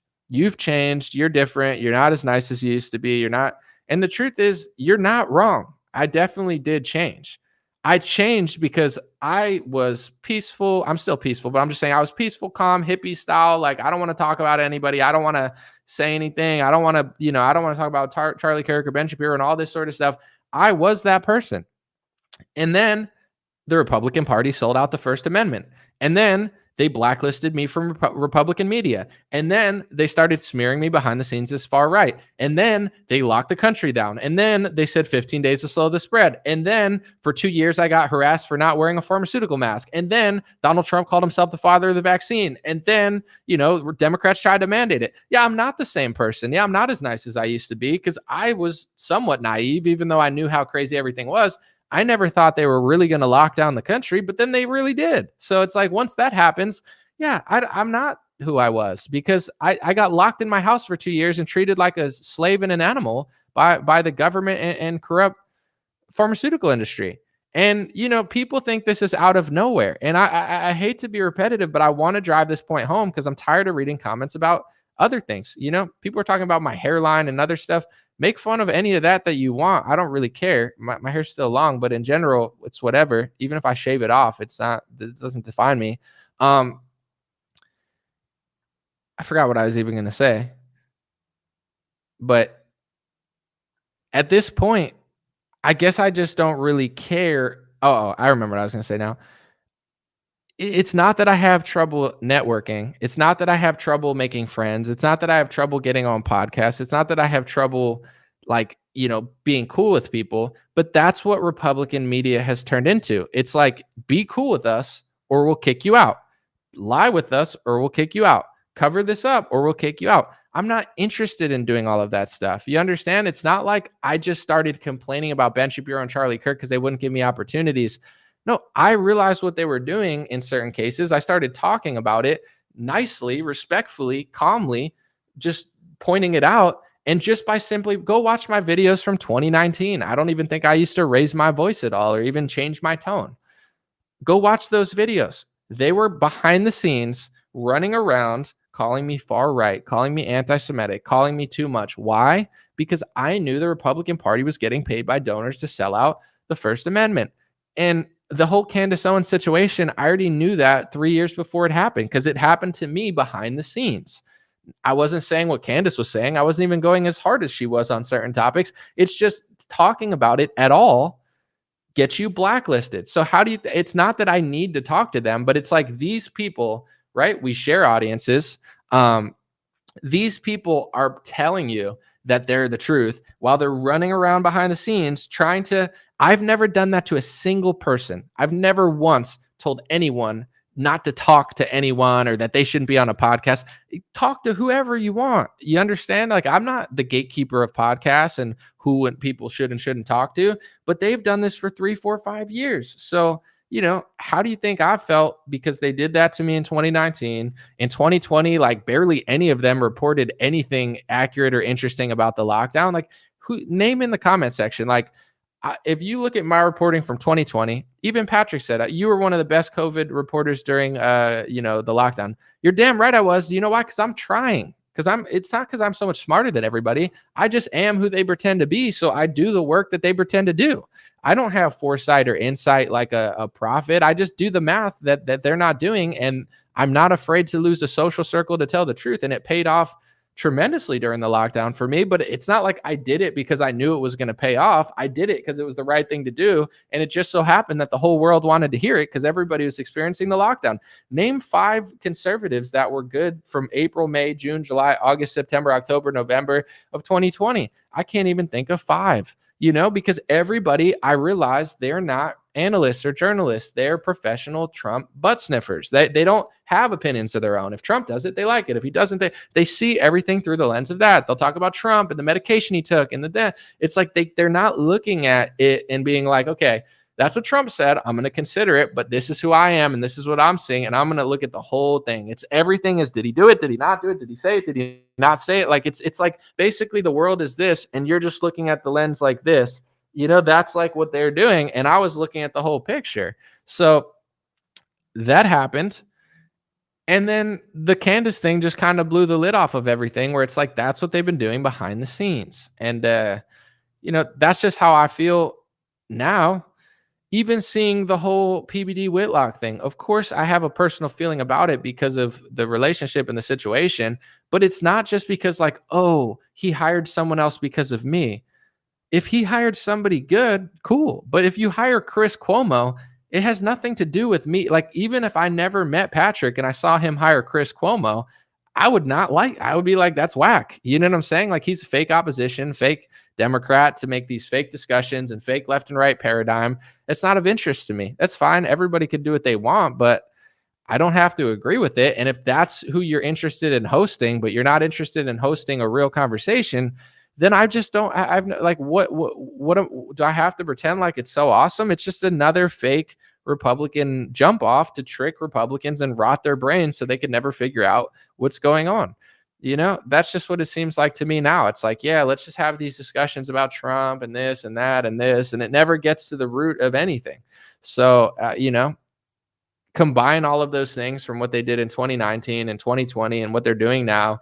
It's just like, it's not that I can't network. It's just that people don't want to talk to you if you talk about these certain things. So then, at a certain point, it's like either I ignore it completely or I analyze it, and I'm choosing to analyze it, and I'm choosing to do it publicly because it's like that is the fundamental difference. And I was just listening to what Jason said, who I've had disagreements with. I've listened to what Patrick said, who I've had agreements and disagreements with. And I was listening to it and I was thinking, man, this is the perfect. And I'm not saying Jason's perfect or Patrick's never done anything awesome. I'm not saying that, but the difference in agreement that they had, it's all making sense to me now. Cause I'm like, if you don't like Jason Whitlock, you don't like Jason Whitlock. There's nothing wrong with it. But why doesn't Patrick like Jason Whitlock? It's because Jason got mad at him. Why did Jason get mad at him? Because Patrick tried to set him up with a debate without telling him first, which is a shady move. Why did he do that? Because he doesn't respect Jason Whitlock. Why does he not respect Jason to do that, but he would never do that to someone like a Stephen A. Smith or a Cuomo? Because they have more money and more fame. So what does that mean? He doesn't respect people based off of who they are. He doesn't respect people based off of their spirit or the quality of what they do. He respects people based off of, fame, and then acts like Jason or myself couldn't get to a certain position. No, I can't get to Stephen A. Smith without being Stephen A. Smith. You can't become Colbert without becoming Colbert. I knew when I was young, even when I wasn't that political, that when Colbert went from Comedy Central to mainstream media, I knew that he was going to sell out, because in order to get to the big corporations and the big network, you have to change who you are. Not everybody wants to do that. So people that would do anything for fame and money, they don't understand people who won't do anything for fame and money. And that's why the Republican Party is the way it is. Trump is a businessman. He'll do business he'll sell water to a whale and salt to a snail. He'll sell pharmaceutical vaccines to Trump supporters. He'll do deals with Pfizer. He'll get money from Johnson & Johnson. Trump does business with everybody. I don't think that's ethical. Obama does business. Clinton does business. Bush does business. I'm not looking for just any business. I'm looking for pro-America moves, not like, things that go against our interests. So people that act that way, they always try to gaslight everybody and say that it's not like, oh, you can't get where they get. Yeah, no, I mean, at a certain point, you can be an independent hip hop artist like Russ, and Russ has become very famous and successful independently. But you're not going to sign to a major label and be that way. Like, they're not going to allow it, and it's never going to come to fruition. You have to do it independently. It's possible, but you got to make certain moves. And I think Russ is a good independent hip hop artist who's become bigger than most people independently. It's definitely possible, but Stephen A. Smith is not Russ. Chris Cuomo's not Russ. These people don't have the talent to become that famous independently. You understand? Like, Chris Cuomo could never get what I've gotten by myself. He needs CNN. He needs a corporation. He needs money. And that's, and that's fine. But it's like, to then turn around and disrespect everybody that doesn't do that path, that's what rubs me the wrong way. I've talked to people that have not disrespected me and done this and that, and I don't care. But it's like, disrespect me because I did something wrong. Don't disrespect me because I'm not chasing fame and money, because then it's like, why do I have to be loyal to your media company when you're trying to be the new CNN or the new Fox News? Like, I got into this business not to network, not to get famous, to call out the fake media, because I perceive the fake media as destroying our country. It's not like, oh, I want what the media has. Some people see it that way. Oh, the media is falling. I want to be the new media. I didn't want to do this. I did it because it was just so messed up. I was like, I'm not passionate about anything else but this. I was addicted to just like studying the lies of New York Times and Washington Post. And it was like mind blowing to me. I was like, dude, because I always knew the media was lying. But in 2016, I started studying it. And I was like, I get exactly how they're doing it. I like cracked the code because of the internet, because of technology.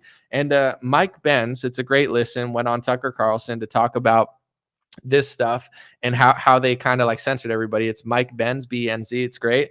But what he was saying was what I knew instinctually and just by studying, but he kind of was more eloquent about it. He said they never expected the internet to overpower the establishment. Like, the establishment already controlled Google and Facebook, and, the establishment already had all the mainstream media, and there never was an internet personality or group or movement that mattered. It was all just like astroturfed or half-assed, and none of it mattered, right? Until 2016, Trump, Bernie against Hillary, there were these movements of left-wing and right-wing progressives and right-wing populists that were outpowering what they told you to do. That they freaked out, but that's when I got involved. And I'm sure there's a lot of people at certain places that hate me for it, because it's like, I'm only one person. And the only reason that it made an impact is because 20 million, 50 million people did it. But in 2016, because of Bernie and Trump, it got so big that they couldn't control the narrative. But that's what inspired me to get into politics. I don't want to do the news. They just got so bad that I couldn't ignore it. I don't want to live in a country that everyone's brainwashed, everybody's stupid, they're shoving pharmaceutical pills down people's throats. Where does that lead? It leads to a lockdown. It leads to foreign wars. It leads to hundreds of thousands of people dying. That's why I spoke up. Not to get money, not to get power, not to get fame. Yeah, it comes with the territory, but people that don't have the same goals as me, they don't understand it. And it's not just media people. People have said this to me every time I talk to them, like, you're going to be big one day. I'm already big, but also I don't want, like, whatever you think I want, I don't want that. I'm not trying to take it to the next level of fame. Like, that's actually scary. It's not appealing. Like, oh, you're going to be even bigger one day. I'm not trying to be bigger. And with the podcast, I promise you, I will stop talking about every Republican podcaster, and I will never ask to get on a single podcast again publicly if they have people on that talk about the hate speech laws Republicans are passing, or anybody that does even a half good job analyzing the situation, analyzing the Trump court cases and the lockdown and Trump's involvement in big pharma. Because honestly, I'm trying to insert myself in the equation also, because I don't really see anybody talking about it as good as me. And if there are, there's not that many people. And that's why I did it in the first place as well. I don't look at the UFC and think, oh, let me do that better. I can't do it better. I can't be a better NFL quarterback than, I'm not delusional. I love UFC. If I thought I could do it good, maybe I'd join now, but I can't. So it's like, I watch and I'm a fan. You know what I'm saying? Because I'm self-aware enough to know that I would get my ass kicked in an octagon by professional warriors who've been training jiu-jitsu and wrestling and striking and Muay Thai for 15 years. But with the media, I look at the media and I didn't look at it and think, oh, I could be more powerful and rich than them because they suck. I looked at it and said, they're legitimately just bad at doing news. I think I could do a better job. And I did do a better job. So when people say, oh, do this, do that, I did exactly what I wanted to do. I'm not trying to be a politician, and I don't necessarily think it's more important. I mean, obviously it plays a role, but that's what I came to do, and I did it, and I'll continue to do it for as long as it makes sense and I'm inspired. But not everybody looks at it that way. But that's how I'm looking at it now. And that's how I look at Republican podcasting, right? There's every now and then there's people that really inspire me and really impress me. And what do I do when they impress me? I compliment them. I show their clips. I tell everybody to follow them because I want to spread the love. When Candace was going off, I was like, this is a moment. When, Jesse Kelly went off on Tucker, that was a moment. Anytime anyone says anything real, I try to make a show about it and point it out to not only show people, but also try to incentivize the truth. That's why I messaged Patrick back in the day. I wanted to really incentivize him being honest. Like, you're doing a good job. Keep doing a good job. I just want you to know that I appreciate people in the conservative media space who are not just doing what everyone else is doing, because there's too many people doing that. We need some real, people making a difference, right? That's how I look at it. But in the Republican podcaster space, I'm personally just not super impressed with the level of conversation going on. So the competitor and also the analyst in me says, if no one else is going to do it, I'll do it.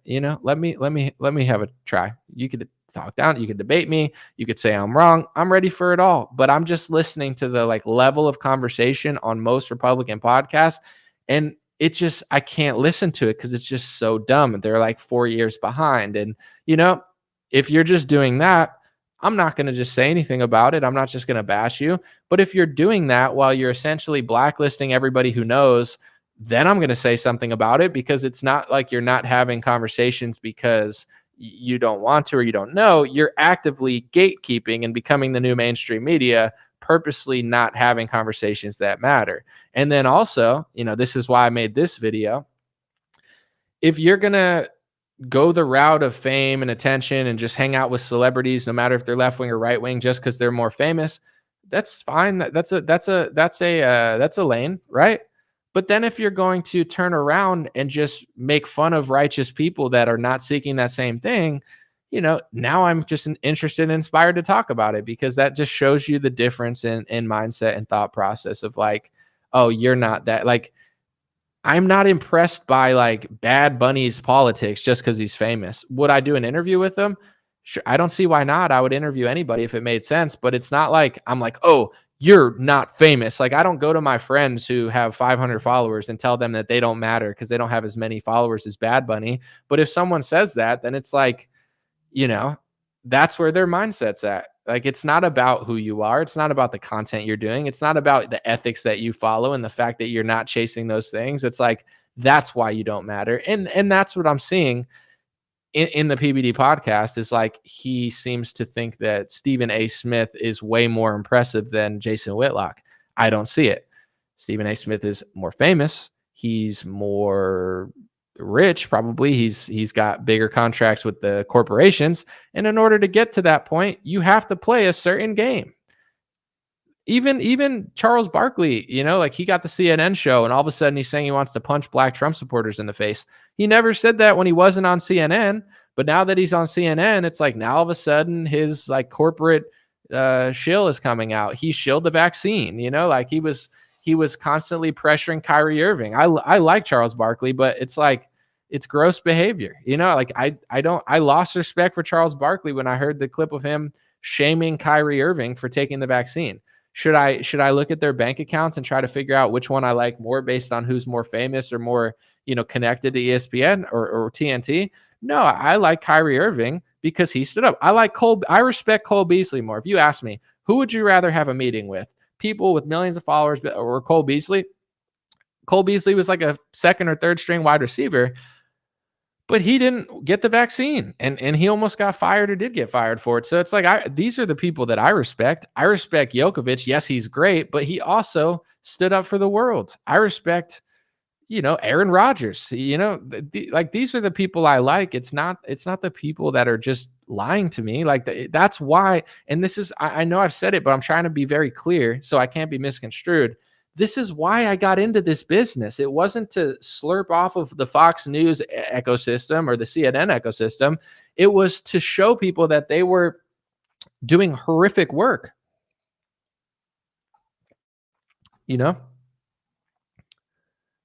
Someone said watching Whitlock today about Deion Sanders. Yeah, he covers sports often. Yeah, Aaron Rodgers was great during lockdowns. Absolutely. But I'm just saying, these are the people that deserve to be praised, not for their fame, not for their money, praised for being a righteous people. And when it comes to athletes, I do like greatness. I like great people outside of politics. Like I definitely like greatness, but I'm just not that impressed anymore by a band that I love that sells vaccines. Like I'm just, it says like, oh, to get the Moderna to come to my show. It's like, now I'm a little turned off by them. I don't like, that's just how I feel. Oh, Tucker's on Joe Rogan. That's awesome. That's going to be a great episode probably. Jeffrey said, you're a plastic Republican. Trump will win. My guy, Jeffrey, people like you don't understand what I'm doing. I'm a news analyst. I'm not a professional Republican or a professional activist. I analyze the news. If Trump takes $1 million from a pharmaceutical company and hires lobbyists, I'm going to talk about it. I'm not going to just fanboy for the guy who did that. Take with the information what you will. Vote for Trump. Hopefully he wins. But what people like you don't understand is just saying Trump will win and steamrolling over everybody. Women don't like that. Swing voters don't like that. Independents don't like that. It doesn't make you more conservative or more Republican than me. You're actually less conservative, less pro-freedom, less of a patriot, because you're more interested in idol worship of a guy and just regurgitating, he'll win, he'll win, he'll win. If you want him to win, go start a field office in Pennsylvania. Go, you know what I'm saying? Go ask the Trump administration how to do the ground game. But no offense, I think a lot of people that support him are kind of like you. They just yell, Trump will win, Trump will win, Trump will win. And then when he loses, they're just going to cry and say it was stolen, making zero attempt to actually help him win. I don't understand it. What's the logic of it? It reminds me of like a kid in a playground just trying to be like a jokester and a bully, like, ha, nanny poo poo. Like, I don't do that. It doesn't help. It's just, it just is what it is. All right, I'm keeping this under 2 hours, but someone said half of the show is anomaly feeding the trolls. Well, I want to have conversations that are critical of what I'm saying because I want to show you that I'm not avoiding this narrative. Like, it's not like I've never heard what he's saying before. I don't know what to say. So I think it strengthens my argument when I'm able to say it to people.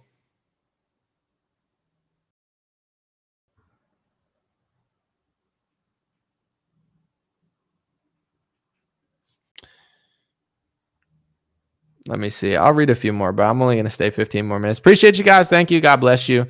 Sometimes I just want to make sure I'm not, because sometimes I'll read stuff and not like I really care. It bothers me, but I don't want to be misconstrued. I know it's going to happen, but I like to try to strengthen my arguments and just be very clear with exactly what I mean. Listen, there's a lot of things that you could say that like, and even things that I'm like, maybe I couldn't have done this better, that better. It's not like I'm above that pale, but I'm just letting you know, like, I don't personally, I don't have a problem with networking. Like it's not a thing that I've ever had a problem with. It's not like I don't know how to do that. I just don't want to do that because in order to do that, you have to give up other things. It's the same with when I was 20. They said, here's the contract. There's a give and a take. You get this, and then we take this. I came to the conclusion I didn't want to give up that. And it wasn't just percentages. It was just identity, like who they were going to sell me to the world as. I didn't want to be sold to the world that way. Some people do. Some people will. I just don't. Someone said we have too many people justifying themselves. The truth is evident. And this is how I feel too. Like, I appreciate you saying that because sometimes people will say, why should we trust you? Why should we trust you? If we don't trust Trump, why should we trust you? I'm not asking you to trust me. Like he said, the truth is evident. Like if people that know the truth listen to me, they end up trusting me because of what I'm saying and what I'm doing. With Trump, I don't trust him and I don't not trust him. I trust him when he does the right thing and says the right thing. When he says one thing, does another, takes money from the pharmaceutical industry and runs around hawking a pharmaceutical vaccine saying it's the greatest human achievement of mankind. Now I don't trust Donald Trump anymore. It's not because of him or something that he hurt my feelings with. It's just he's not trustworthy, and I respect myself enough. I just like my audience. I know that my audience is filled with competent people, men, women, people that know more things than me about certain topics, women that know gardening and men that are farmers. Like I'm not asking you for your blind loyalty, and I'm not treating you like you're stupid. You know what I'm saying? It's like if you listen to me and trust it, why you trust it, because I'm being trustworthy. And it's like if you listen to Trump and you don't trust him, it's based off of you respecting yourself and knowing things outside of what he tells you. The problem with the Trump group at this point is instead of looking at the world like this and liking Trump based off of their full understanding, everything is dependent on what he says or what he does. Like if Trump says that Speaker Johnson's doing the best job that he can do, Trump means what he says. He thinks or he claims to think that Speaker Johnson's doing the best he can do, or the best that can be done. I think Trump said he's doing a good job. He said Trump either is lying about that or he thinks that. But either way, when you talk to normal people, the top comment was like, that's concerning.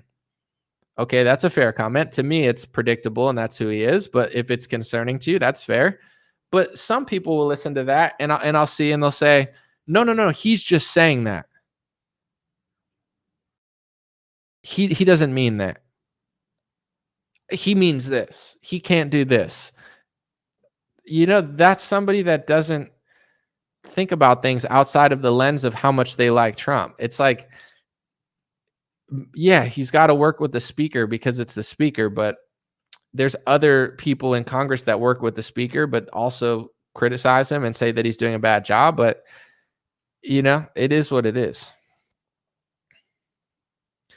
Someone said, Trump reminds me of Sam Harris when it came to the COVID lockdowns and jabs. They both don't even know to be curious or question lockdowns. It's like they totally missed it. Well, Sam Harris is a phony and a pseudo intellect. Trump is the architect of these things. So he's not going to tell you that his product is bad. He's the father of the vaccine. And the reason people don't understand this, the reason Trump is so prideful about the vaccine is because 99%, and this is why I want to get on these podcasts too, I will destroy these people in a debate. And I'm not even trying to debate. They're just wrong about everything. And if I was on the podcast, they would know that they were wrong and they wouldn't be able to debate me because they're not right and their takes are dumb. But anyway, I know that's not going to get me invited, but it's just true. In general, the Trump is so prideful on the vaccine because he didn't just get tricked by Fauci. Trump is so prideful on the vaccine because it wasn't a rash decision that he just did it to do this or open the country.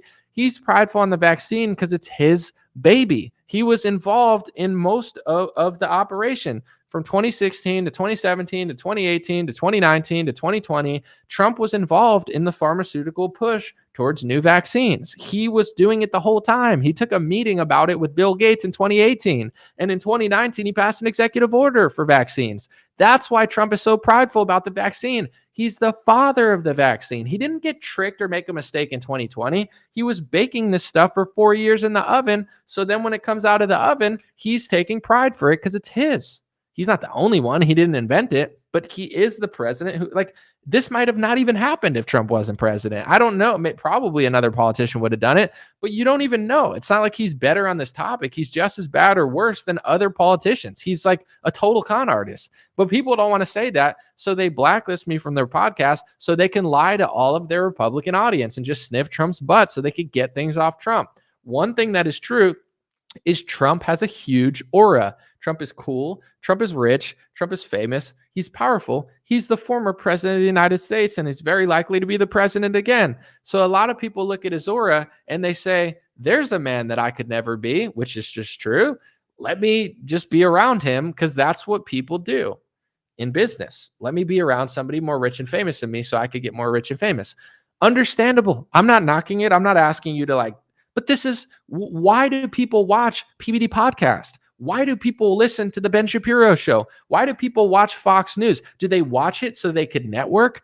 No, they watch it because they're tired of what's going on in government, and they're watching these podcasts because they think that they're doing journalism and news analysis, but they're not. They're doing networking. They're just networking. They're doing the same thing that Republicans have done for 60 years, which is why we are where we are. I'm just saying that's not what I'm doing. Do I like to network? Absolutely. Do sometimes I want to network? Sure, but that's not what I'm here to do. I came here to call out when Republicans sell us out to the pharmaceutical industry.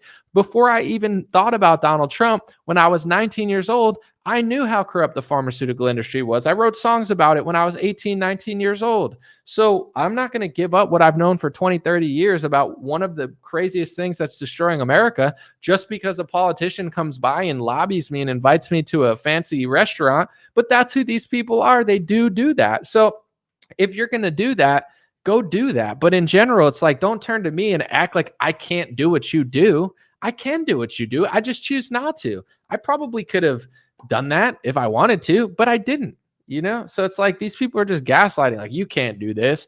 Of course I can. I got invited to the White House before you ever had Trump's name in your mouth. I was in the White House with a small group of people in a suit, listening to Trump speak privately to about 200 to 400 people. I can't do what you do. I already did it before you were even here.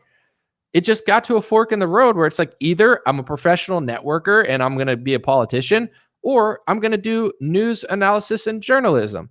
And I chose to do news analysis and journalism. And I don't even like to do this, really. I'm not saying I hate it. I am grateful to be here. It's a great job. I love what I'm doing now, but this isn't my passion. I just got passionate about it because nobody was doing what I was doing, or nobody was doing it to the point where I was impressed, where I felt like I didn't need to do it. I did this by necessity, not by my dream. Like, my dream was not to do this, but it worked out. And I believe this is why I'm a strong believer in God. I know I'm not perfect. I know I've sinned. I know I'm flawed, but this is my interpretation of it.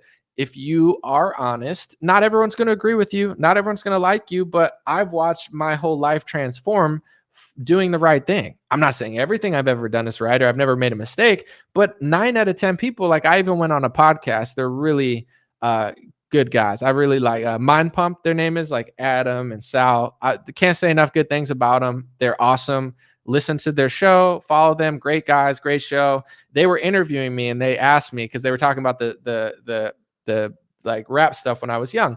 And they were like, it's hard when you're 19 and 20 years old, especially then when you're not older and wiser. Like, it's hard to turn down all these things. When I was 20, 21 years old, people were offering to fly me to places to vacation for free. Like, people were always trying to lobby me just to get me to sign to a deal or work with them as a manager. I had 1 million views when I was 19 years old. I had 3 million views and 1 million downloads on my music when I was 21. Jam Master Jay's sons were taking me to record labels. But the thing is, the reason I'm pointing that out is they were asking me on the podcast. They were like, wasn't that hard to turn down?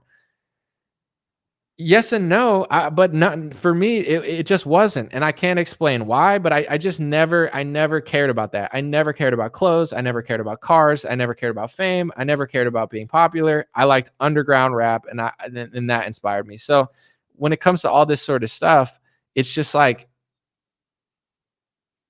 I just don't like see it the same way other people see it. And someone said, thank God you said no. You could have been ended up violated by Weinstein types. Yeah, I would never allow that, though. I don't know. I think some of this stuff only I'm not saying like no one gets taken advantage of. They of course do, but like, you gotta see through this stuff. And I would even say this, like, when I hear women talking about the Weinstein stuff, I'm not saying he didn't do anything wrong to anybody, because obviously it seems like he did. But with that being said, all of these Los Angeles women are like, oh, I didn't know this and that. Los Angeles is filled with millions of women and men who will do anything for fame. Are you kidding me? Like, I lived in Los Angeles for years. Women will leave you in a second to go to some mansion party that they think they could meet a guy who could give them a job. So it's like, you get these sort of I mean, if you're a kid and your parents sold you out, then that's screwed up. That's not your fault. But once you get to be an adult, at the end of the day, like, a lot of these people, they want fame at all costs. What do you want to be famous? And they do what they want for fame. It takes two to tango. If you're a kid and you got abused, that's on your parents and your guardians. But if you're an adult, these people play the victim after they feel bad about it, after they feel shameful, after they feel like they didn't get the role they wanted, and now they're all mad. But it's like, I've had these situations too, or like, even if I did, like, let me give you an example. If I'm a music artist and a record label guy, he's the CEO of Sony. I'm not saying this happened. I'm just saying in general. If he said, do you want to meet me at a hotel at 12 o'clock or 1 a.m.? I would say no. I'm not really trying to meet in the lobby or outside of the lobby or in your room. Obviously not, but I'm not going to a hotel after 12 o'clock. I don't care if it's a woman, a guy.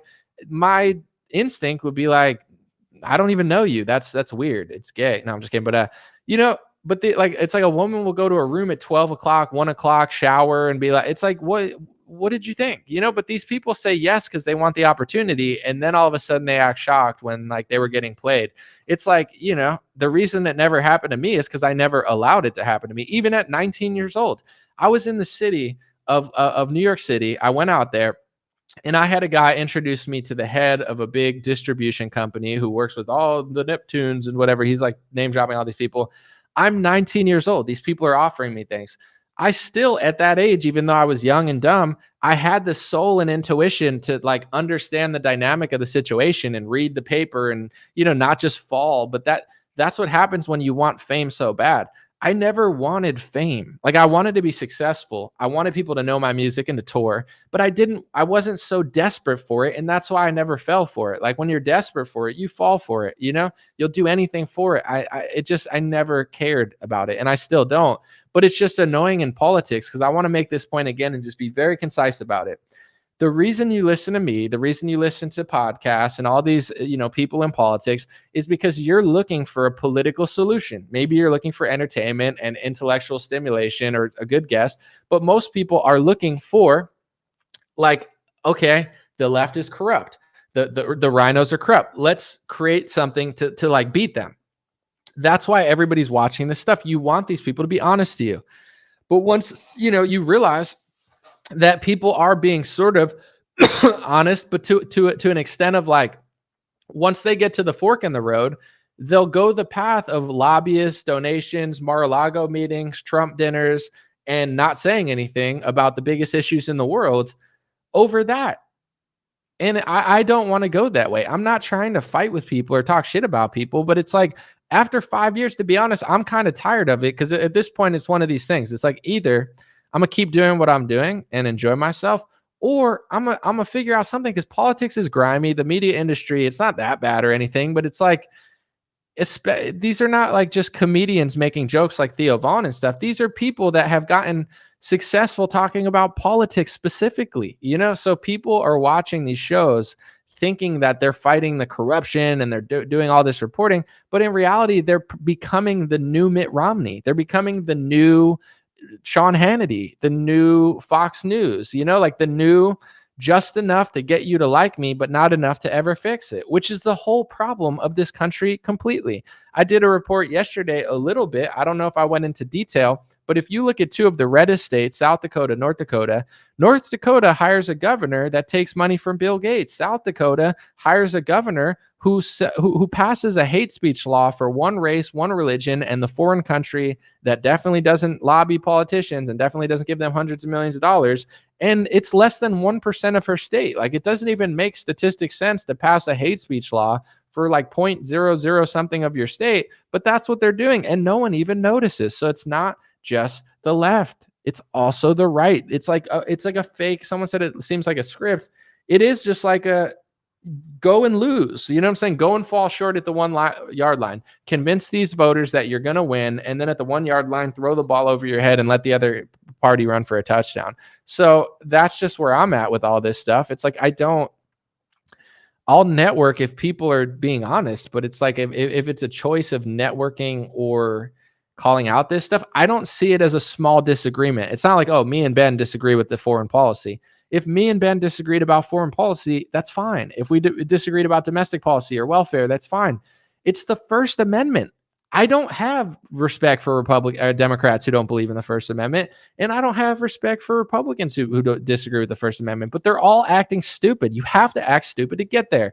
I listen to PBD on Piers Morgan. The clip is going all over Twitter. He's getting ratioed on all his social media, how to gain friends and win influence. Yet everybody knows now that doesn't want to talk about this. He says all these things about Ukraine. We shouldn't be funding them. It doesn't make sense, blah, blah, blah. And then Piers Morgan asks him about Israel. Well, what do you think about Israel? And he goes, well, how much money are they getting? And he goes, billions. How much money? Not as much as Ukraine. Dude, they've gotten way more money than Ukraine. Way more. Israel's gotten more money than any country's ever gotten from America in human history. Does he not know that? Then he's ignorant. Why doesn't he know that? Because he doesn't have people on the podcast who talk about it. Why doesn't he have people on the podcast who talk about it? Because he's not interested in it. He's interested in Stephen A. Smith and Chris Cuomo and Dave Rubin and people that'll never talk about this. Okay, or he's purposely acting like he doesn't know. But here's the piece of the puzzle that I've never seen on PBD podcasts, and I'd love to talk about it there, but it's not going to happen now. Republicans are taking hundreds of millions of dollars of donor money. Republicans are giving hundreds of billions of dollars to a foreign country. Republicans are passing speech laws as they give billions of dollars to a foreign country to say that it's not really, it's hate speech to say that they're doing anything, or it's hate speech to criticize them or talk about them.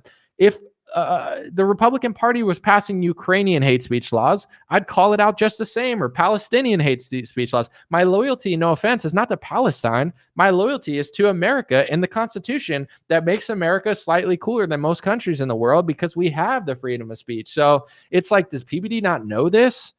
Or is he doesn't know how much money we're like, and these are all connected. It's the biggest issue. The money we send the country we send the most money to that he acts like he doesn't know is also the country we're passing hate speech laws for. And I'm at the point now, I don't want to talk about anything else. I don't want to run circles with the circus clowns. I don't want to look at the Trump and this. That's all. It's all like designed programming to just run people in circles. I'm bored of it. I'm over it, So either I'll do something else or I'll just keep doing this. But if these people are trying to box me out of their podcast little circles, talk to me for 4 months, talk to lawyers, meet your team, hang out for a week, have a conversation, invite me over for lunch, do all these things, but completely blow me off when I ask to chat on a podcast. You don't want to talk about this. And nobody on your podcast talks about this. And none of your guests talk about this. And you have 20 guests who lie about this stuff. It's just tiresome. It's like, I'm over it, Like once Charlie Kirk and the Ben Shapiro types and all these type of media organizations tried to smear my name. And I'm not saying it was Charlie specifically, but, people adjacent trying to basically, smear my character behind the scenes for 5 years ago. What people don't understand, they're like, oh, you just can't debate them. They won't debate me in 2019. And I understand people say they're out of my league or they might not want to, which is fair as far as like, they might not want to because they might not see it as something that's like a good career move. But I've asked to debate Charlie Kirk and Ben Shapiro on this topic in 2019. You could go to my Twitter in 2019 and find tweets where I said, hey, Ben Shapiro, I'd love to debate about anti-Semitism. 5 years later, Candace Owens wants to debate about it. And I don't want to debate about it because of this. It's because it's being passed into American legislation against the Constitution. That's why I want to debate about it. I wanted to debate about it in 2019. I was nice. I was respectful. I was chill. I never said anything. And a lot of, not Ben specifically, but just a lot of people, they basically just ran behind the scenes and said, don't talk to him. So then we don't, and then people will be in the comments, oh, they'll kill you in a debate. They would never debate me. Not only will they not debate me, but they won't even debate the concept I'm talking about because it's basically like a blacklist you put into an algorithm. It's like when they do that algorithmically and the left censors you, the right has essentially done this with the Israel criticism or the criticism of the Israeli speech laws or the hate speech laws. They've done the same thing. It's like algorithmic where they're just like, that's the topic we don't talk about. That's the topic we don't debate. That's the topic we smear. And that's the topic we blacklist. That's what they've been doing. That's why I'm talking shit about it, because it's like if they won't debate me, and they also are actively not trying to allow me on the podcast, then the only way I'm going to insert myself in the conversation is publicly by analyzing their takes online. I would love to debate them in person, but they're not interested in having me on in person. And when it comes to PBD podcast, it's not like I ask them for anything or they owe me anything. They don't owe me anything, but they, it like the deal fell through. They acted like I came for them for a job, which is not what happened. Everything kind of seemed a little weird. It didn't work out, was cool with them, wasn't taking it personally, whatever. But now I do take it a little personally because it's like you respect me enough to, and even with the deal, part of why it fell through, just to be honest with you guys, is maybe they never were really that interested, or maybe it was like for example, in order to do a deal, I would have to give up something. So I would get a certain amount of money. They would get 50% of certain things that I was making. We'd work together, and it makes sense. There's nothing wrong with that. I'm not mad at it at all. But like, I have a powerful Facebook page, right? That's been my biggest platform. I have 1.6 million viewers. Not only do I get videos and pictures, but also I have very powerful link sharing. Like if I share links on Facebook, it could get thousands of shares, hundreds of thousands of clicks. I ran a news website for a little bit. I've gotten 90, 100,000 like that. There's a lot of money to be made in driving that many people to a news website, right? So when I'm in the meeting with them, and I think specifically maybe the VP, I'm trying to explain, because they're trying to take a piece of all of my social media in return for working together and doing stuff. Makes sense, right? But if you're going to take half of my Facebook page, I'm trying to explain the power of my Facebook page. I not only do this, but it can do this, this, and this, and you're going to have half of it. So it's worth talking about, right? But they were telling me, we don't need that. We don't need your clicks. We don't need this. If you don't need it, then why are you taking half of it? You can't take half of my house and then say you don't want my house. If you're going to take it, you got to know what it does. And you're not going to gaslight me into thinking it doesn't do that when I've done it for 5 or 6 years. So like, that's half of the reason that it seemed like it fell apart. Maybe they were never that interested, but it's like they were talking to me sideways about all these like topics. And it's like, how am I going to do a deal when you're trying to do a deal and take a piece of my social media while trying to gaslight me into thinking it doesn't do what I know it does and I'm currently doing? Like, it started getting weird at that point. But, in general, after it all fell through, I didn't hold a grudge. I still don't hold a grudge. I had no hard feelings about it. It was just basically like, if you can bring me to the place and invite me for dinner and do all this stuff, and you know what I'm saying, talk to lawyers, talk to you a bunch all the time, and it falls through, I don't care. But then if I hit you up twice to chat and you completely ignore me, so you never respected me, because I'm not asking, you don't need to have me on the podcast, but if you can talk to me for 4 months and almost try to hire me, but you can't have me on as a guest, or at least just chat about these conversations, but you constantly have on people that aren't even that big or important and they're not talking about anything, it's just annoying. It's like, I would never expect Joe Rogan to have me on. He doesn't need to have me on. I've talked to him. He follows me. I don't care. I'm not going to bother Joe Rogan if he doesn't have me on. But if Joe Rogan tried to hire me for 3 months, invited me over for dinner, talked to me this and that, whatever, you know what I'm saying? We talked for 4 or 5 months. He tried to own 50% of my page, said I was the best COVID reporter. And then he blew me off when I answered. At least text me back and say I'm busy or maybe not right now. That's more respectful than just blowing me off. So it's like, I would feel the same way about anyone if that were the situation. And if I tried to hire somebody and I was trying to do things for 4 months and I went back and forth with them 50 times, I had conversations and meetings, whatever, and then they hit me up about chatting and I just blew them off after 5 months of negotiations, I would think that they would feel that way about me, as they should. But in a normal setting, I don't expect anything from anyone, and I still don't. It's just like, oh, I get it. What did you just want to look at my analytics? Did you just, was it like a game? Were you treating me like I was an insurance, like competitor or something? Like, it was because I always thought it was like a mutual respect thing, trying to do the right. Now, and then you hire Chris Cuomo. It's like, okay, so you're going to hire him, a guy who pathologically lied about lockdowns at one of the most crucial points of American history. You're going to give that guy money and attention?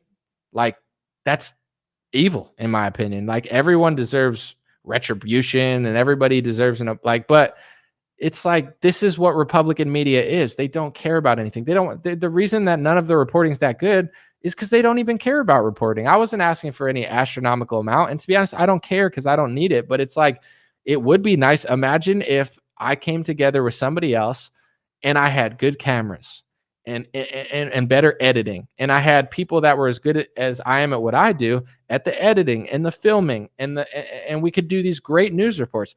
That's exciting to me. That's the exciting part. It's not, I need attention, I need money. I'm tired of editing. And if I had people that were great at editing and camera work the same way as I'm great at what I do, the possibilities are unlimited to work with 5 people that are all doing great instead of just me by myself trying to scramble a live stream every day. That's what I was excited about, making great work. But it's not about great work, because if you're interested in great work, you hire Glenn Greenwald, you hire Jimmy Dore, you hire, Candace Owens or somebody. You don't hire Chris Cuomo. Chris Cuomo's not great.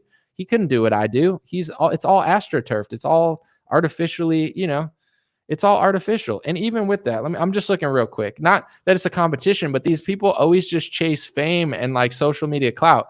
Chris Cuomo was on television on one of the biggest corporate media channels for 6 years straight, and he's got an older audience than I do because he's older. He's got 769,000 followers on Facebook. I have 1.6 million. I have 2 times as many followers as him on Facebook when that's his target audience over mine. And he was on television every day. And I guarantee he's ran more ads than me. I guarantee CNN dumped money into him, probably millions of dollars into him. Maybe not, but and it's like, I'm always getting blown off because, oh, he's so famous. Why am I 2 times as popular as him on Facebook then? And I'm not even running advertisements. I'm just literally just posting and creating good content because I'm better than him. I could do what he did. He could never do what I did because I wouldn't sell lockdown. So that's the difference. Like, oh, you're just jealous of a guy that's not even as popular as me, even though he was on television selling lockdowns like that. You could pay me $1 trillion. You could say, hey, here's $1 trillion and go sell lockdowns to the American people. I'll pass. Someone said, I love you, Anomaly, but you do sound like a broken record, like deja vu all the time. And it's purposeful. I'm not saying it's necessarily entertaining, but it's purposeful. Some people like it, some people don't. I don't care about anything else. Nothing else matters to me if Trump is selling out the First Amendment. Nothing else matters to me if Trump is selling out the Second Amendment. Nothing else matters to me if Trump's selling out the Fourth Amendment, printing more money than Obama, pretending like he's going to fix the inflation that he caused, and run around selling the country out to the pharmaceutical vaccine while all these scammer podcast hosts just suck off of his aura for social money and clout as Ben Shapiro cries blood libel as Donald Trump passes speech laws into legislation. Nothing matters to me. I don't give a shit about what PBD talks about or Charlie Kirk talks about. It's all stupid and fake and circular. So yes, I'm being repetitive purposely because I don't give a shit about all of this clown babble, this Fox News regurgitated, astroturfed podcast babble, gargle, just making everybody stupid and fake so they sell their states out to Bill Gates, like North Dakota or like South Dakota. They follow a woman because she's hot who passes speech laws against the Constitution. None of this matters to me. I don't care about anything else. Wow. Whoa, Trump. Like all this stuff is like low IQ, just like cattle babble. You know what I'm saying? Battle for the cattle. The cattle want to hear babble. Yeah, I could talk about new things every day. Whoa, did you hear what Iran did in Israel? Yeah, they're at war. It freaking sucks. I pray for peace in both countries, but even that, it's like Israel will handle Israel. Iran will handle Iran. That's their business. I'm not Iranian and I'm not Israeli. God bless them both. Good luck. I hope nobody gets hurt, but I'm concerned about the Constitution of America, and you could say that that's crazy, but you look at places that pass hate speech laws and you look at places that get communist and authoritarian and tens of millions of people die all of a sudden. So I don't want my country to end up in camps and in communism and in Bolshevikism. So I'm talking about the hate speech laws. I'm purposely repetitive. I don't want to talk about anything else. I don't care to talk about anything else. I care so little about money that I'll lose thousands or tens of thousands of dollars potentially in order to never talk about anything else and just not do videos. I'd rather not upload on Instagram than a month than upload a video that isn't interesting or inspiring or at bare minimum funny. Like the View video I did because it was hilarious. Besides that, I don't work off of like payments. I don't work off of, oh, I want this and I want that. I work off of inspiration. I'm here because I was inspired. I became huge because I was passionate about the content. I was passionate about my work. Now I'm passionate about this. I'm just, unfortunately, I also have other passions in life, but when it comes to like news media, nothing matters until people figure this out. It's going to be repetitive all the time forever until people figure this out. And my show was getting repetitive in 2019 until the lockdown, and that gave me something else to talk about. But people were complaining about this in 2019 too, because I would talk about it every day, and they'd be like, why do you keep talking about that?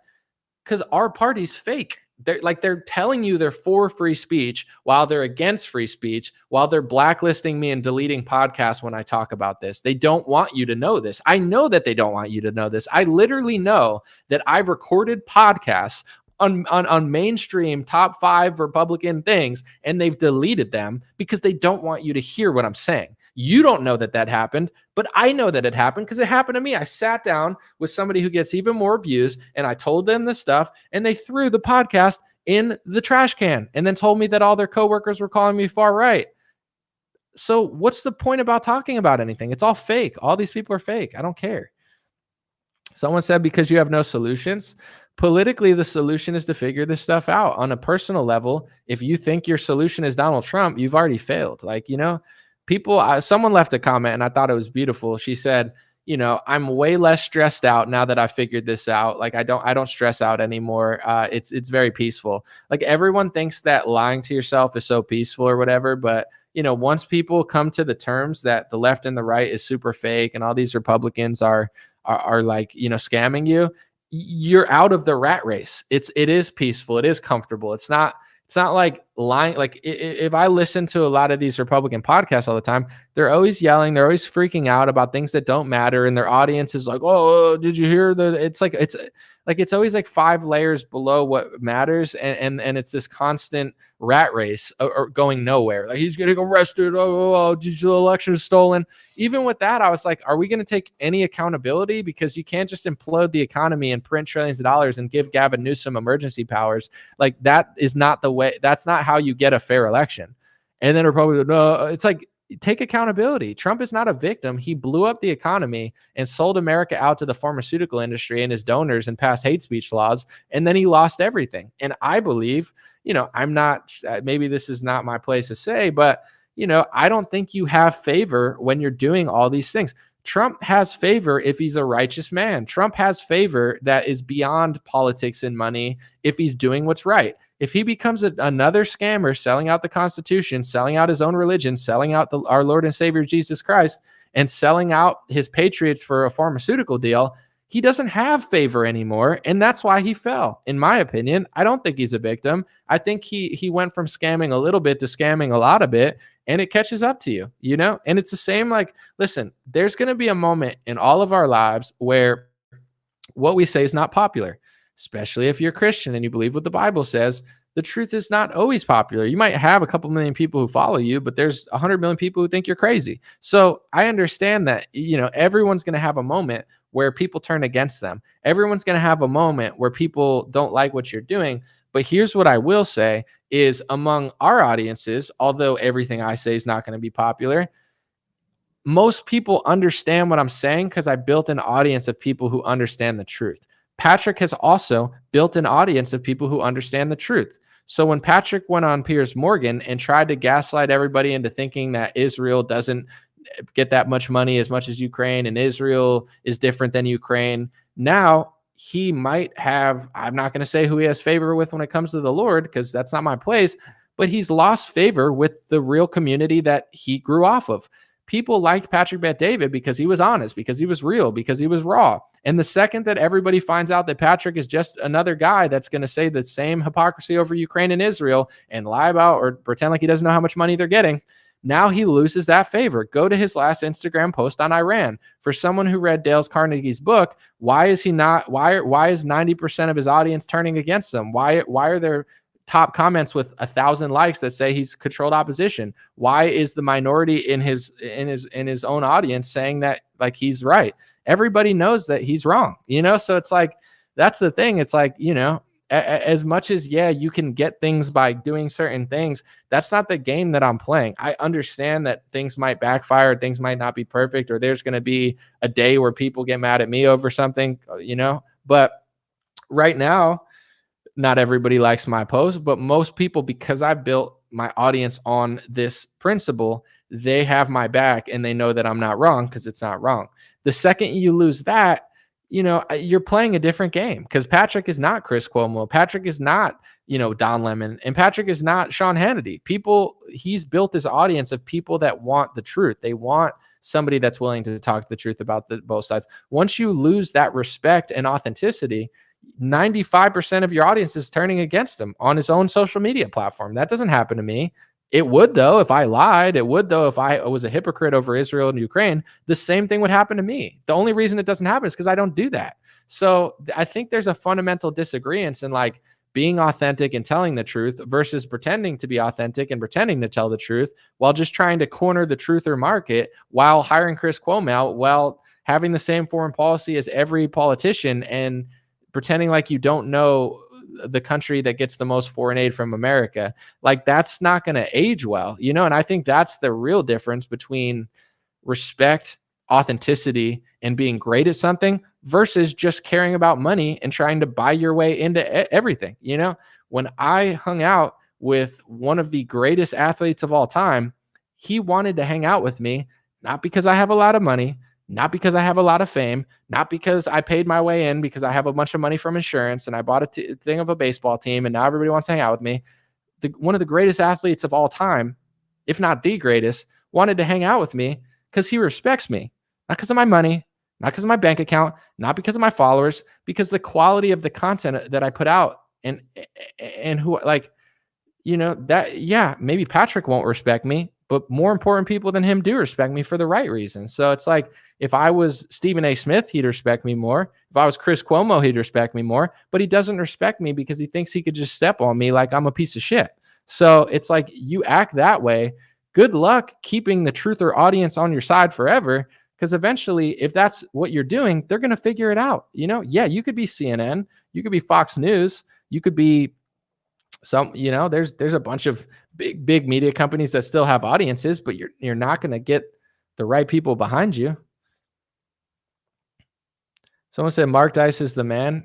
I haven't seen his videos recently, but yeah, he's definitely one of the more honest people in this space, and he kind of like stays to himself and just calls it like he sees it.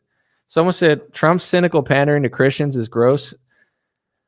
He panders to them while he sells out the Bible. Like, Trump is passing hate speech laws with the name Jesus in the hate speech laws. Your Lord and Savior is in the hate speech laws. They're working to slowly soft roll the complete outlawing of Christianity, in my opinion, and I can make the case for it. The slippery slope to outlawing Christianity has started on the left, and now it's started on the right. But Christians don't even notice because they like Trump. So, it's interesting.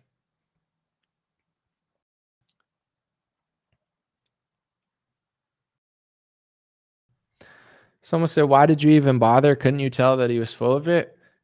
No, I mean, I didn't know. I didn't do a lot of research, but I just saw a few interviews and I thought they were done well. My hope for that podcast was that it wasn't going to be a normal Republican podcast, because like, there's so many people that just sniff Trump's butt and they don't have anything interesting to say. I thought there was this new podcast of businessmen who was going to come on and just be a little bit cooler and a little bit more raw and honest. But yeah, I don't know. I think once Patrick figured out where the money was in Republican media, he just turned into everybody else. Like, his analysis of Trump and DeSantis was exactly the same as everyone else's, not because it was like the most accurate or the realest thing to do. It was because it was the most profitable and it was the most popular among the Trump supporters that you want to get in your audience. So it's like, really quickly, my analysis of what they were doing, it kind of went by the wayside because they kind of just turned into everybody else. But here's the thing: as long as you're respectful to me, as long as you're cool, we don't have to agree on everything. Especially if we could have a conversation and communicate about it, then it's okay to see differently, because not everything is like black and white. So I'm not opposed to having someone disagree with me, but I just don't like being boxed out of situations when other people are wrong. It starts to seem a little weird, but it's whatever.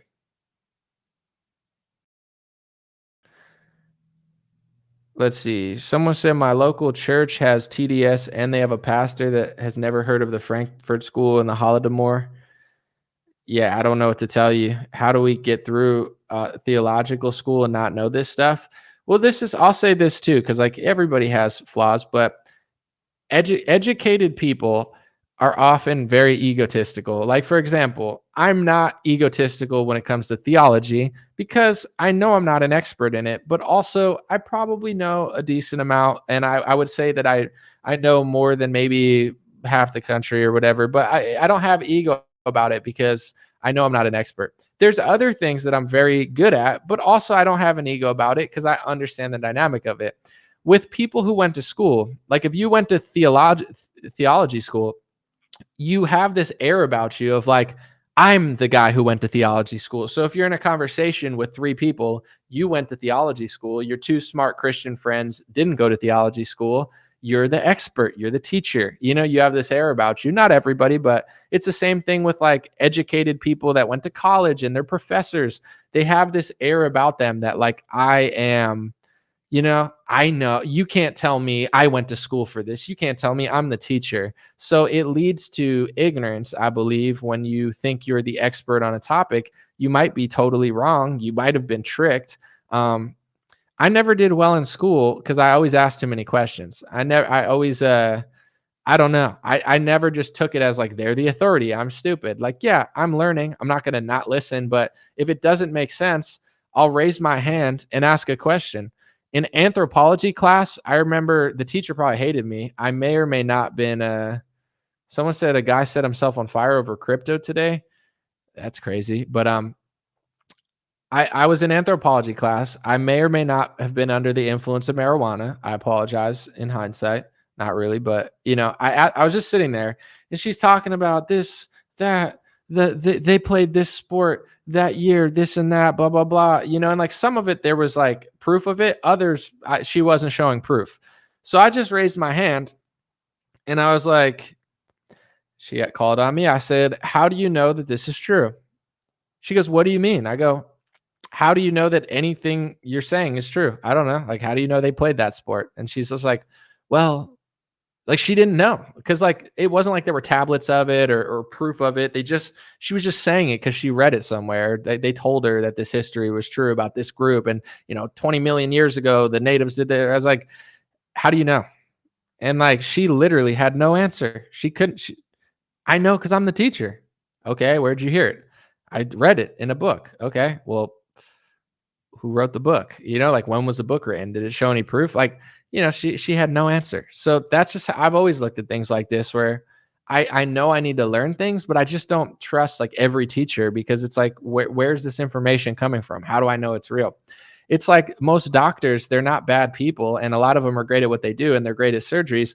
But when it comes to like pharmaceuticals and stuff, they not only are they getting paid, but they also just don't know, because this is what they're taught. They're taught these things for 5 years. In order to pass the class, you have to believe that this is this and this is this.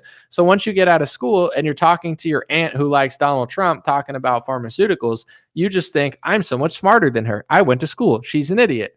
She might be, but also she might be right. You might be wrong. You know what I'm saying? Like, that's scary, isn't it? The pastor that's been teaching Christianity for 50 years doesn't know about this and that. It's like, yeah, because they've been in their zone for so long. So this is what we all have to be conscious of, is, be clear and concise about what you know or what you think you know, but never get to the point where you think you know everything. And this is why I got most of COVID stuff right. It's not, I don't think I'm stupid. I think I could hang with the best of them in the intellectual dark web or something. I'm of the intellectual light web. There's not darkness over there. We do light. But anyway, I think I can hang with them, but at the same time, I don't sit around and think, wow, I figured all this stuff out because I'm so smart. I think I'm honest. They're egotistical. As much as I talk about myself and I hold it down for myself, I'm really understanding and self-aware, where it's like someone like a Ben or someone like a Scott Adams, their intelligence and their position above everyone else is so key to who they are, who they say they are, that it becomes a part of their personality. So when they actually don't know something, they can't admit it. I have no problem knowing what I know and knowing what I don't know. But with like a Scott Adams, he spiraled during COVID because he thinks he's so smart. He thinks he's so great. He's a magician. He's so much smarter than his audience, and his audience isn't capable of finding this stuff out. He talks to you like you're idiots. You know what I'm saying? He's like, you think you could know, but the government doesn't know? Well, not everybody knows everything, but yeah, I do think that, Scott Adams' audience might know a few more things than him. Just like I think my audience knows more things than me on certain topics. I don't think everyone listens to me like, oh, let me listen to Anomaly where he's going to tell me everything I ever think. There's probably hundreds of people here that have knowledge about 100 different topics that I don't know, that if we sat at dinner, they could educate me on, that I'm not aware of. I don't treat my audience like they're a bunch of idiots all the time. Like, I might say some rude things sometimes trying to get people hyped up, but I understand that people know other things. Like, I don't, it's hard for me to listen to people that don't know these things, or like because it just means that they're willing to be wrong for long periods of time and never understand that they're wrong. It's like, it's just weird. Someone said normies flip if you question the moon landing. Yeah, that's definitely a topic that some people don't want to talk about, but especially if their like grandfather was like an astronaut or something. But someone said a real smart person would be smart enough to know they're smarter people than them.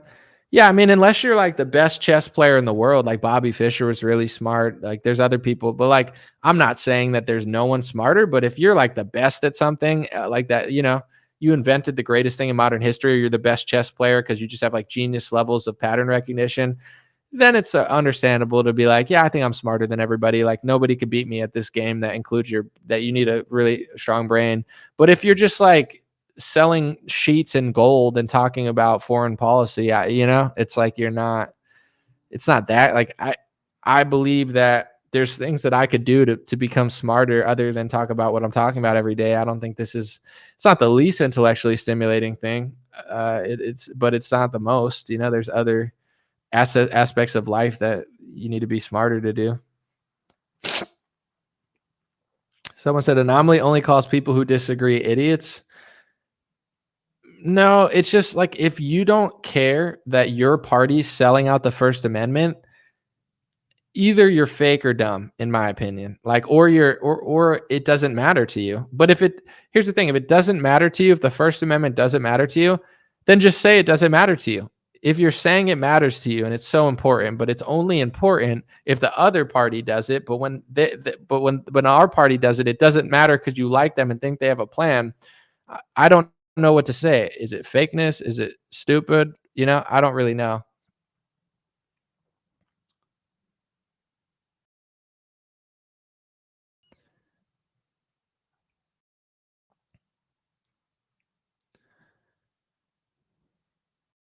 Let's see.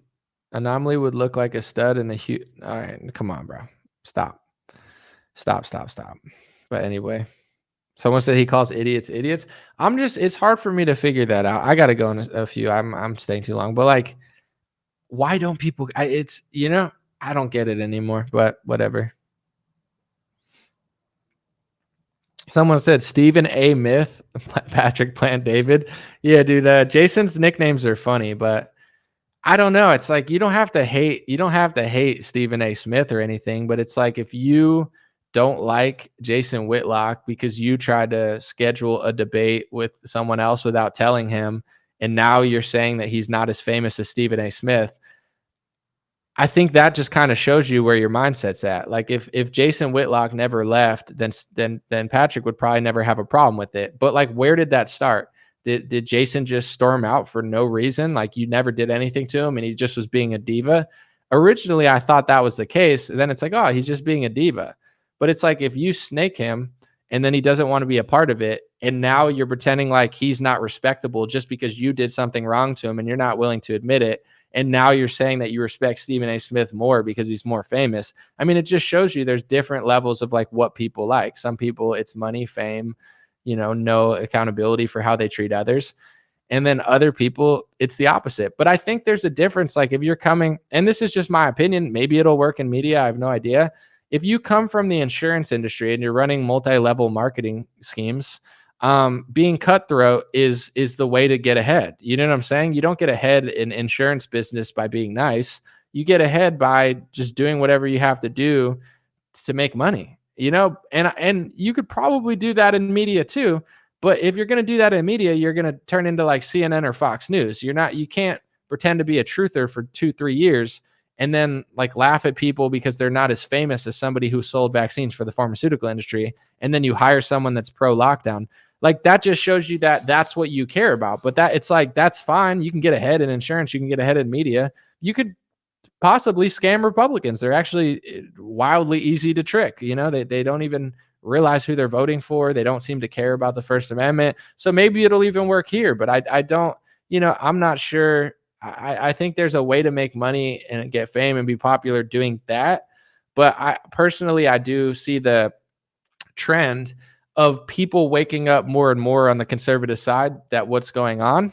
And, if he came in and built like a Sean Hannity audience, or he built a, audience like a CNN, then you're not going to lose it. But in general, if you're trying to build this audience of like a outsider, conservative, independent patriot who's just honest and raw, you're going to lose that audience acting this way and showing people that that's what you really are and that's what you really care about. It's not going to work that way.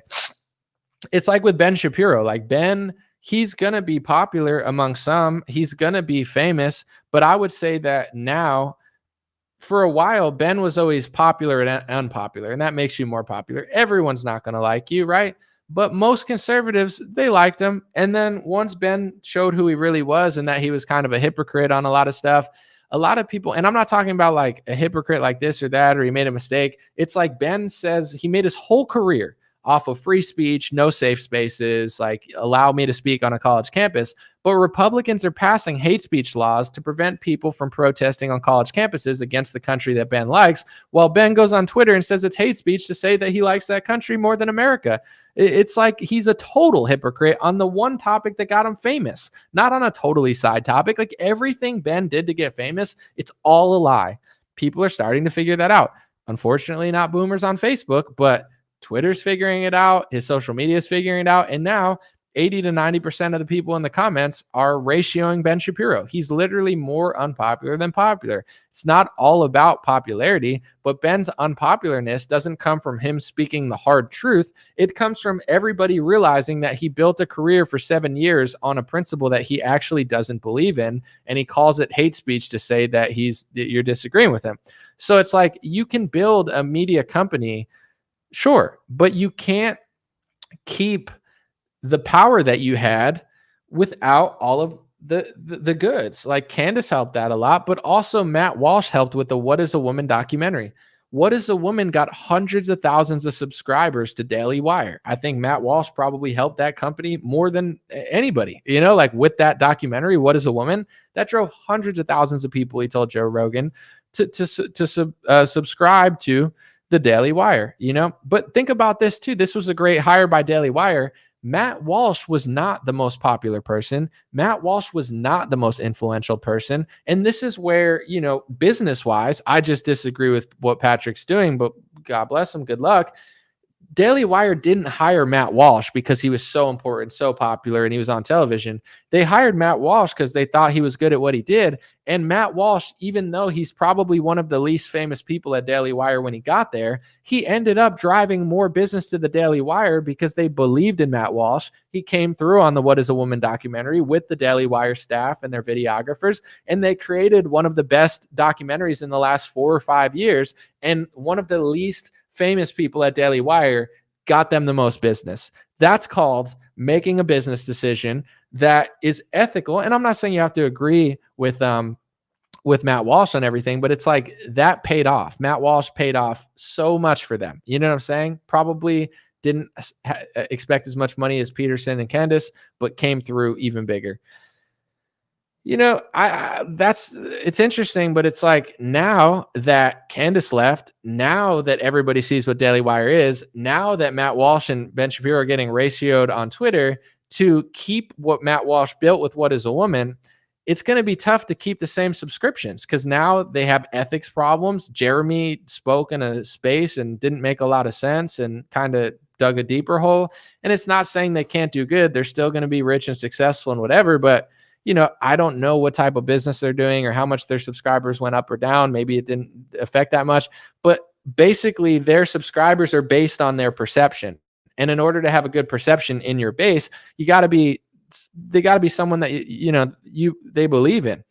I don't know what's going on now, but it's like, dude, they're like, if Matt Walsh left, I don't know what they even really have. Yeah. Ben's okay. Like Knowles is whatever, but like, at least for me, I can't speak for everyone else. Matt Walsh is the only person that I'd even consider reading a tweet from or listening. The rest of them mean literally nothing to me, and I'm not saying that he's perfect. I'm just saying in general, like your perception in media is, I think, important, not with the world, not with the phonies, but, I've watched, and this could happen to anybody. I mean, it's a scary industry because it's like one weird thing could happen and, everyone could turn against you, but you've seen that happen to people, like overnight, something happens and they just lose everything.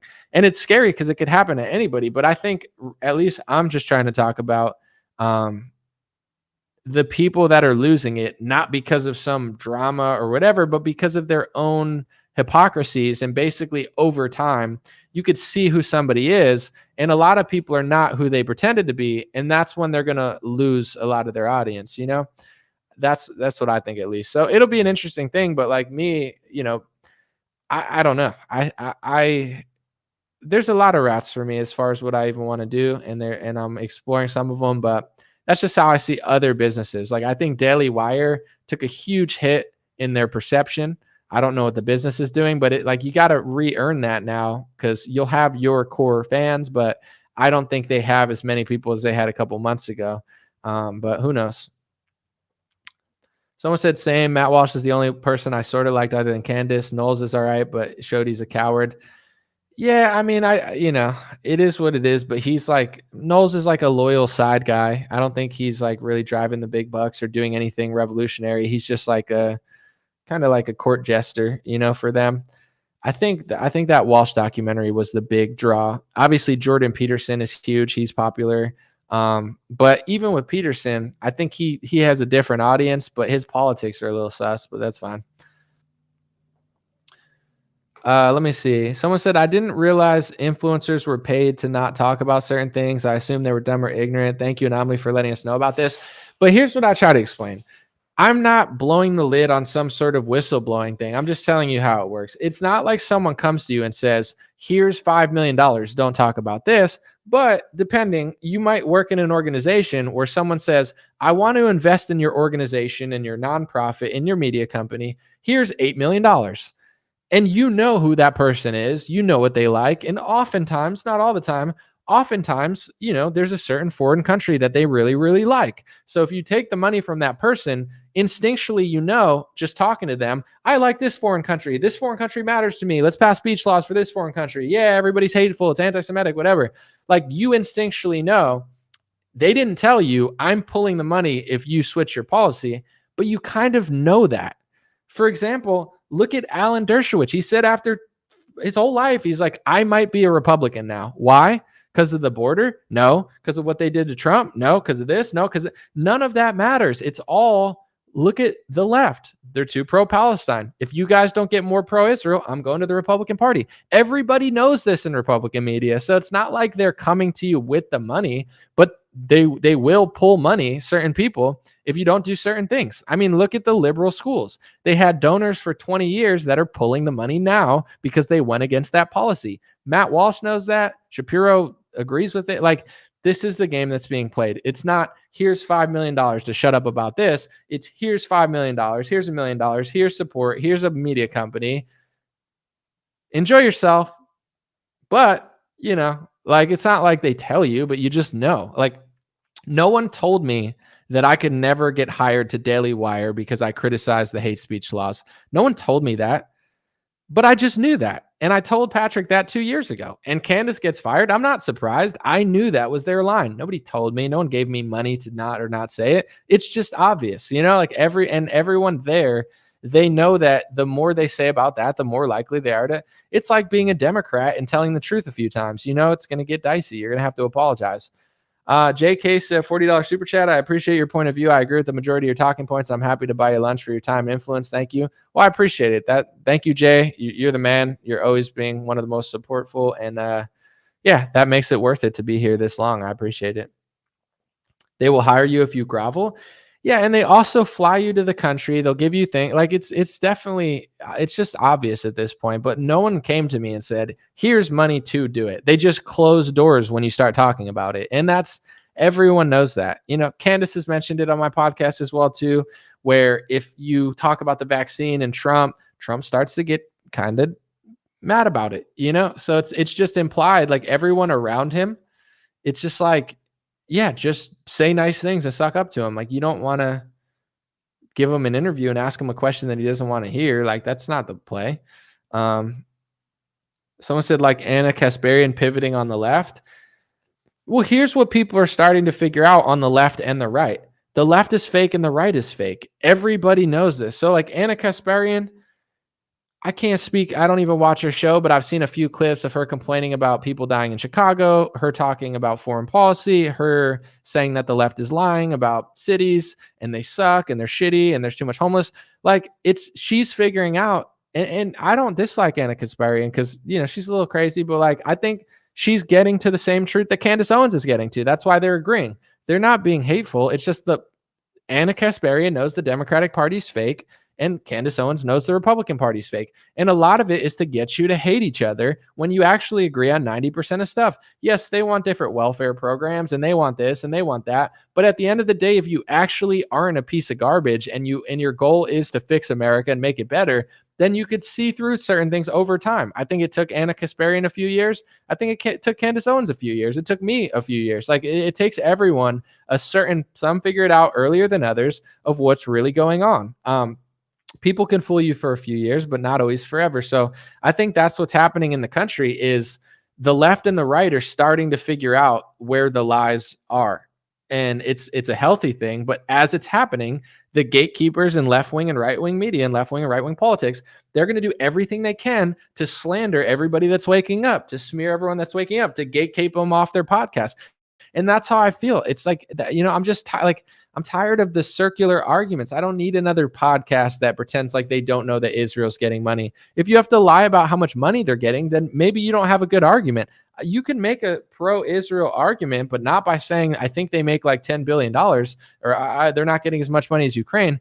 They've gotten way more money than Ukraine over the last 40, 50 years. It's not even close. And when it's all said and done, it's like $100 billion more. But you can make the case for that money, but you can't make the case by pretending like it doesn't exist, because then you're just wrong, So it's like that's the sort of thing is like this media, they don't know these things because either they're purposely covering them up or they're getting dumber because they just surround themselves by dumb people and dumb conversations and dumb analysis of everything. The Trump DeSantis analysis was garbage from Republicans, and it's not because DeSantis is your hero. I told people that he passed the same speech laws as Trump, but to act like Trump deserves it because it's loyalty and they got arrested and he's the victim. It's like the analysis level in most Republican podcasts. I was like, oh my gosh, I can't listen to this for more than 2 seconds. It's so cringe. But someone said, let me see. Both the left and the right. I hear you. When you peel back all the layers, you will see that's hate speech. I can't read that. Anomaly, can you talk about Roseanne saying only Jewish people can criticize Israel? Did she say exactly that? I did see the podcast where she talked about it. Here's what I'll say, and this is to, God bless Roseanne, so a friend of mine, the rabbi that Candace interviewed, Barclay. If only Jewish people can criticize anti-Semitism, right, or say what anti-Semitism is, or only Jewish people can talk about Israel, you can't take a single dollar of taxpayer money. And you can't pass speech laws in America to basically say that it's hate speech to talk about Israel. If those speech laws get out of America and America gives $0 in foreign aid, then I'll never question it. But you got to get the definition of anti-Semitism out of American law. If you could do that, then yeah, nobody has an opinion on it. But it's like passing George Floyd racist laws and getting kicked out of places being called racist. And then they're saying you can't have an opinion on racism. You actually can, because it's being weaponized against you. If the Anti-Defamation League and all of these groups stop using it to try to get people in trouble, then yeah, I'll have zero opinion about it. But every organization that's using it to smear and slander people needs to stop doing that. Foreign aid needs to go to zero, and the definitions need to be getting out of law. But it's ridiculous, and I don't care who says it or for whatever reason, God bless them. It's ridiculous to say you can have no opinion about a word that's being passed into law and used against you that includes the name of your Lord and Savior, that, get a country. You can't talk about a country and criticize a country that gets hundreds of billions of dollars of foreign aid while we're passing a speech law to block the criticism. Like, that's crazy. And I've talked about the speech laws on Roseanne's show, and she said that I was right. I appreciate that. But, anybody that's not talking about the speech laws, I can only assume that certain podcasters that don't talk about it at all, that they agree with them. Because it's like if they were passing, let's just say they were passing xenophobic laws in every state, calling everything a xenophobe, and I'm out here never talking about the xenophobic speech laws, calling everything xenophobic. Oh, border security, talking about border security is xenophobic. Oh, not wanting unfettered immigration is xenophobic. Wouldn't you think that I supported the laws? Like, if they were passing that word into legislation while I'm just using that word to call everybody that name, wouldn't you think that I was supporting it? Because not only am I not talking about the laws, I'm using the laws and accusing people of the laws. Me personally, I know this is maybe not popular. I don't use the words anymore racist, sexist, xenophobic, climate denial, anti-vaxxer, conspiracy theorist, because I need to make my argument. If I think QAnon is wrong, I can't just say they're conspiracy theorists. That answers nothing. That means nothing. I can't say that you're a climate denier if I can't explain why. It doesn't mean anything. If I call you a racist, it means I think I'm better than you. I think you're a bad person, and I don't really have to explain myself. This word will do it, even though the word doesn't really mean anything anymore because everyone abuses it and overuses it. So if I'm going to talk about race or religion or foreign countries or border securities or vaccines or anything, I need to speak the truth and I need to be accurate and articulate about it. If I use any of those words, it usually means I don't know what to say. Let me just say this word, and then that ends the conversation. So, that's my personal opinion at this point. I didn't always feel this way, but if I'm going to talk about race and say that this person hates every one of my race or this person hates every one of another race, I need to be able to explain it. If I can explain it, then I don't need to use the word racist because it should be easy to explain. But this is what you notice. Most people that are accusing others of anti-Semitism or racism or xenophobia, they're using that word because they can't explain it. They just want to be like, Trump hates all immigrants. It's not true. Trump hates all Mexicans. It's not true. You hate all people of this country. It's not true. You hate this religion. It's not true. None of these things are true, but they say that word because that's what the word means, but they can't explain it. I guarantee you, Jeremy Boring, probably, if he heard some of the stuff I said, he would say that I'm anti-Semitic. And then if I asked him to prove it, he wouldn't know what to say. He would be like, well, you said this. And I'm like, well, it's a constitutional thing in America. I would say it if Palestine did it too. I have no bias towards Palestine. If there were Palestinian hate speech laws in America, I would criticize those equally. So do I hate them because of that? No, it's just the truth. It's an American point of view. So it's like, that's why that word is used. Jeremy calls people that word all the time, and Ben Shapiro calls that word people all the time.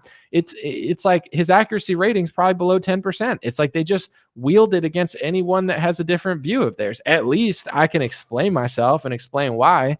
I don't believe that they really can. I think it's just like constant accusations. And then it's like, don't say anything about the accusation. And it gets tiresome because those accusations are used to kick you out of jobs, get you unsponsored, get you blacklisted by media, get you labeled as a horrible person who hates everybody, when the reality is you don't. Like, some people in this world are hateful and they hate a lot of people.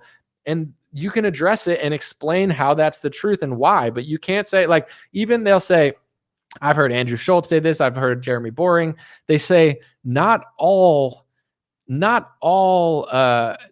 people who criticize Israel are anti-Semites, but all anti-Semites criticize Israel. And that's their way of being like, it doesn't mean you're a racist, but you're kind of a racist and you're around racist. That goes with anything in the world ever. You know what I'm saying? Like, not all, whatevers are this group, but those groups are in that group. Like, it's like everything, people that pass speech laws against America, it doesn't mean that they hate America and Christians, but all people who hate America and Christians pass those speech laws. Like, it's such a cop out of a phrase. And it's like, sure, like, not all, I don't know. It's just like, it's a way to basically say, I'm not saying you're racist and I'm not saying you're hateful, but you could be. You definitely could be, because they're there and they're all there. It's like, okay. Like that, it's, that's the framing of it. You could do it reverse with anything. Not all the people in BLM are racist against white people, but the ones who are in BLM. They're all there. Okay. Like, not all supremacists of this religion that hates Christians do this, but they're there. All of them do that. It's like, yeah, like it's just like, I'm not saying all Trump supporters are racist, but all racists like Trump, which is not true. But also it's like, what do you mean by that word? What are you talking? Like, it's just a way to make everyone look horrible that agrees with that opinion. It's Jeremy's way of being like I could tell Jeremy, I could say, Jeremy, not all Bolsheviks and communists and mass murderers would want to pass a speech law and gatekeep it in conservative media. But since you seem like you're and not all communists and Bolsheviks who want to kill millions of people would use that word and weaponize it against other people.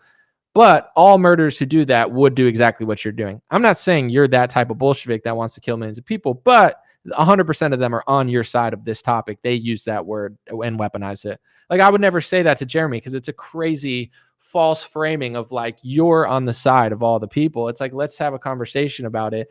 and I'll explain my point and you'll explain your point. And then we can, because I could do that same framing against him where it's like, I don't know what his role or purpose in doing it is, but I don't need to falsely frame everything in that psychotic way in order to get people sympathetic to my side. It's to scare people into like siding with someone else, and that's why so many people aren't conservative, because they're told that same thing.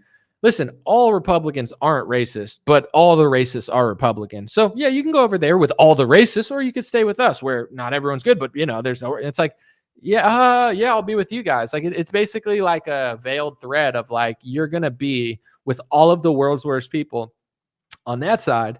Doesn't mean you're that, but you're adjacent and you're sympathetic to them. Or you could be with us and, we'll fight the good fight. It's like, yeah, I'm not going to go with them. It's a completely insane false framing. Like, I'm not saying, I don't know, I could do that with like 15 more topics, but you get it. Let's see.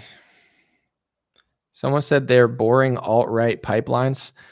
I mean, I don't know what you're even referring to, but I'll say this before I leave.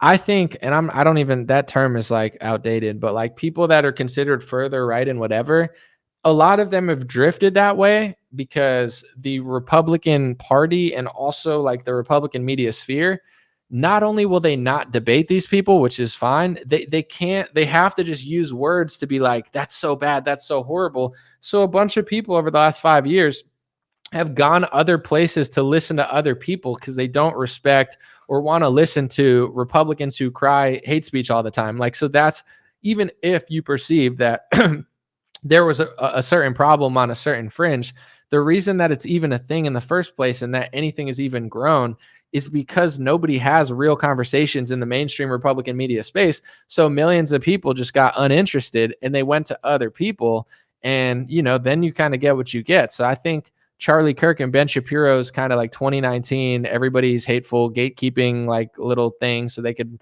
downplay the speech laws that were being passed. I think it backfired tremendously. Like I don't think it worked at all, but I don't know what people's goals are. I can't tell like what they're even trying to do. Like if your goal is to just make money, then if you made money, then you achieved your goal. That's where I can't tell like what people are doing. I'll end on this note.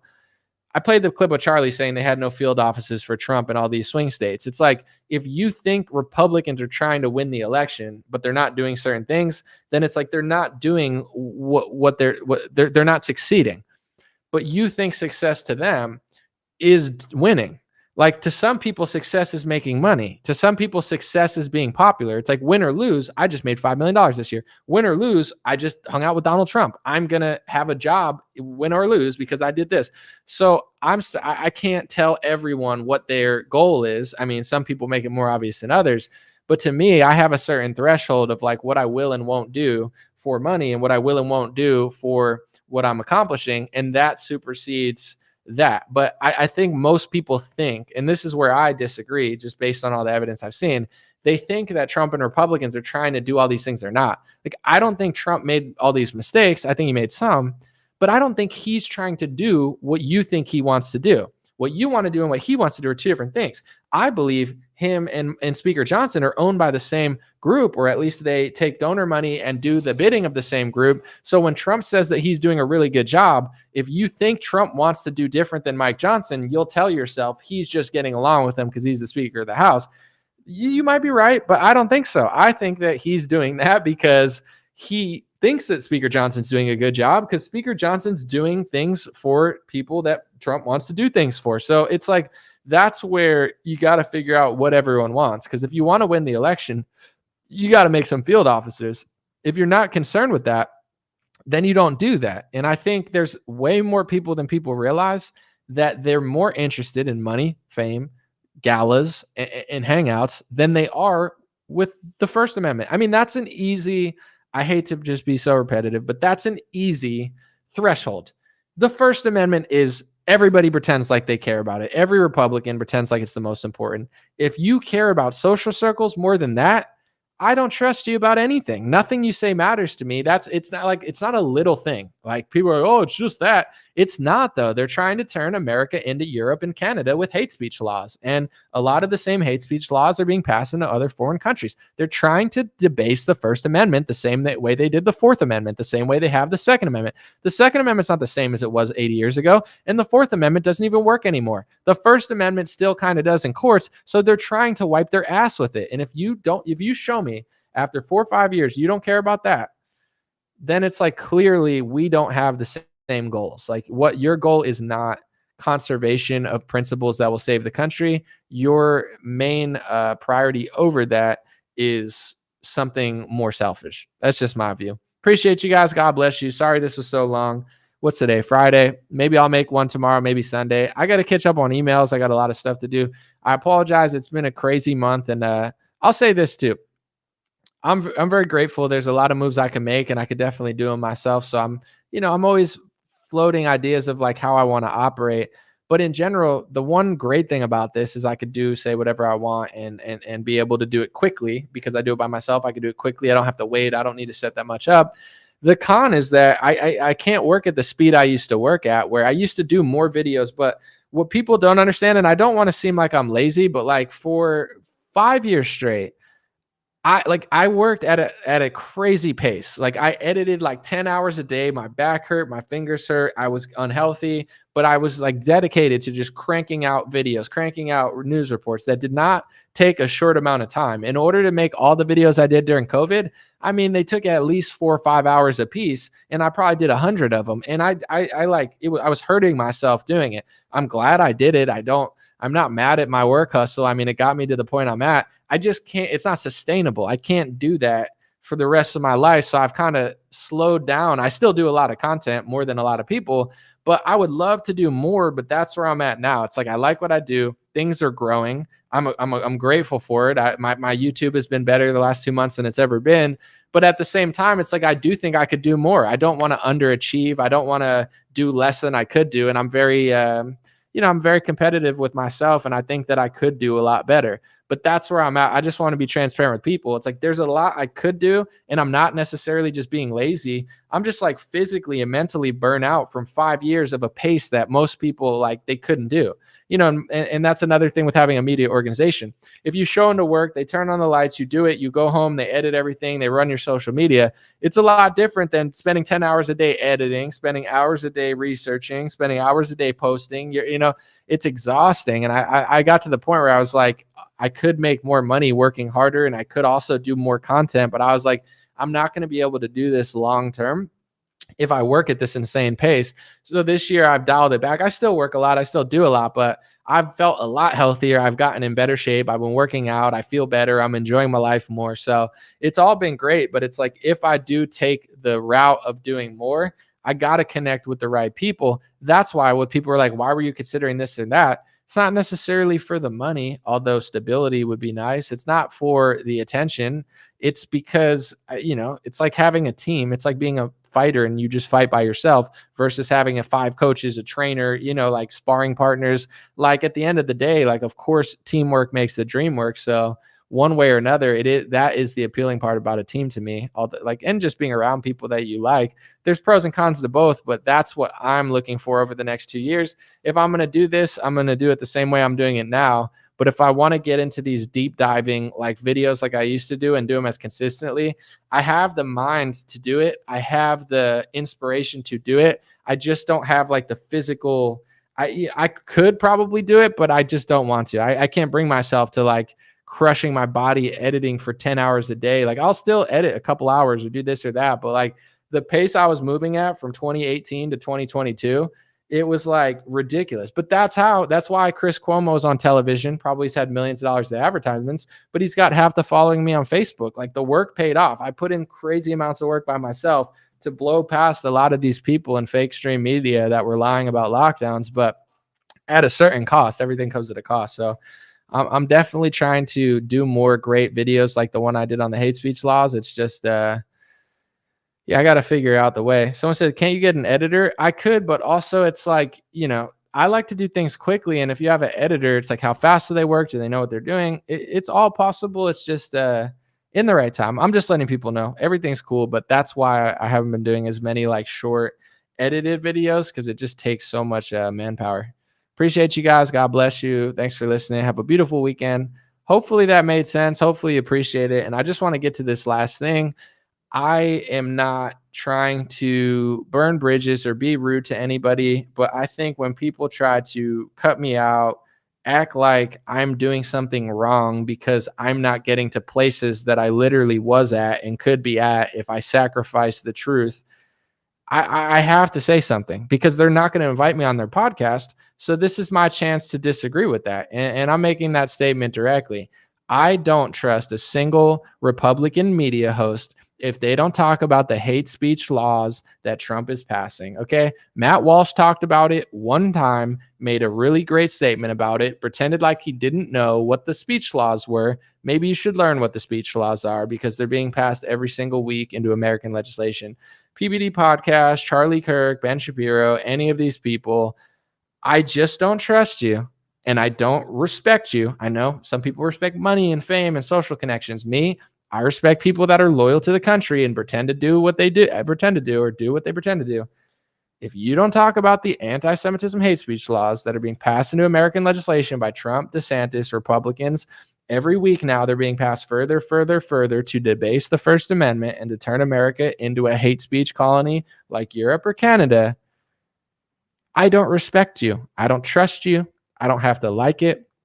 I don't believe you. And you owe the American people, if you're going to make millions of dollars off of conservatives and Americans and patriots, you should let them know that their own party is selling out the Constitution. If you don't, I'm just going to assume that you agree with those speech laws. And it's starting to seem that way, that almost your role is to not talk about them. And that's how you get there. So that's my line in the sand. And also to Republican consumers, act like an American. If somebody's not talking about these things and they're constantly flopping like a fish and making no sense on the topic, it's time to start wondering why. It's time to start asking questions. It's time to start leaving comments and being a part of the solution, which is getting these people to know that it's not going to be popular to do what they're doing because they don't care about the Constitution. They care about money and popularity. So the second that they're not popular, then they start talking about it. Matt Walsh, I'm not saying he's unpopular, and I'm not saying he's not brave. He's very brave on other topics, but on this one, he knows that his bravery would put his income on the line when it comes to his safe haven, his company. So he never talked about these until people left comments. Matt wants to be popular, not amongst liberals and not even amongst fake conservatives. But if Matt loses the trust of his own audience, who is his backbone, now he starts to care. And he started to lose that over the last couple of weeks because of the Candace Owens thing and his refusal to talk about this. So once people brought to Matt's attention and told him, you're going to be unpopular among your base, if you don't talk about this, he talked about it. And that's all these people. If they don't care about ethics and all this stuff, and Matt, I think is one of the better ones. I think he's very brave, and he's done some really, really brave stuff. I don't think he's like so sensitive that he cares about this or that. I just think it's like a business decision at the end of the day, and leaning into stuff he cares about more.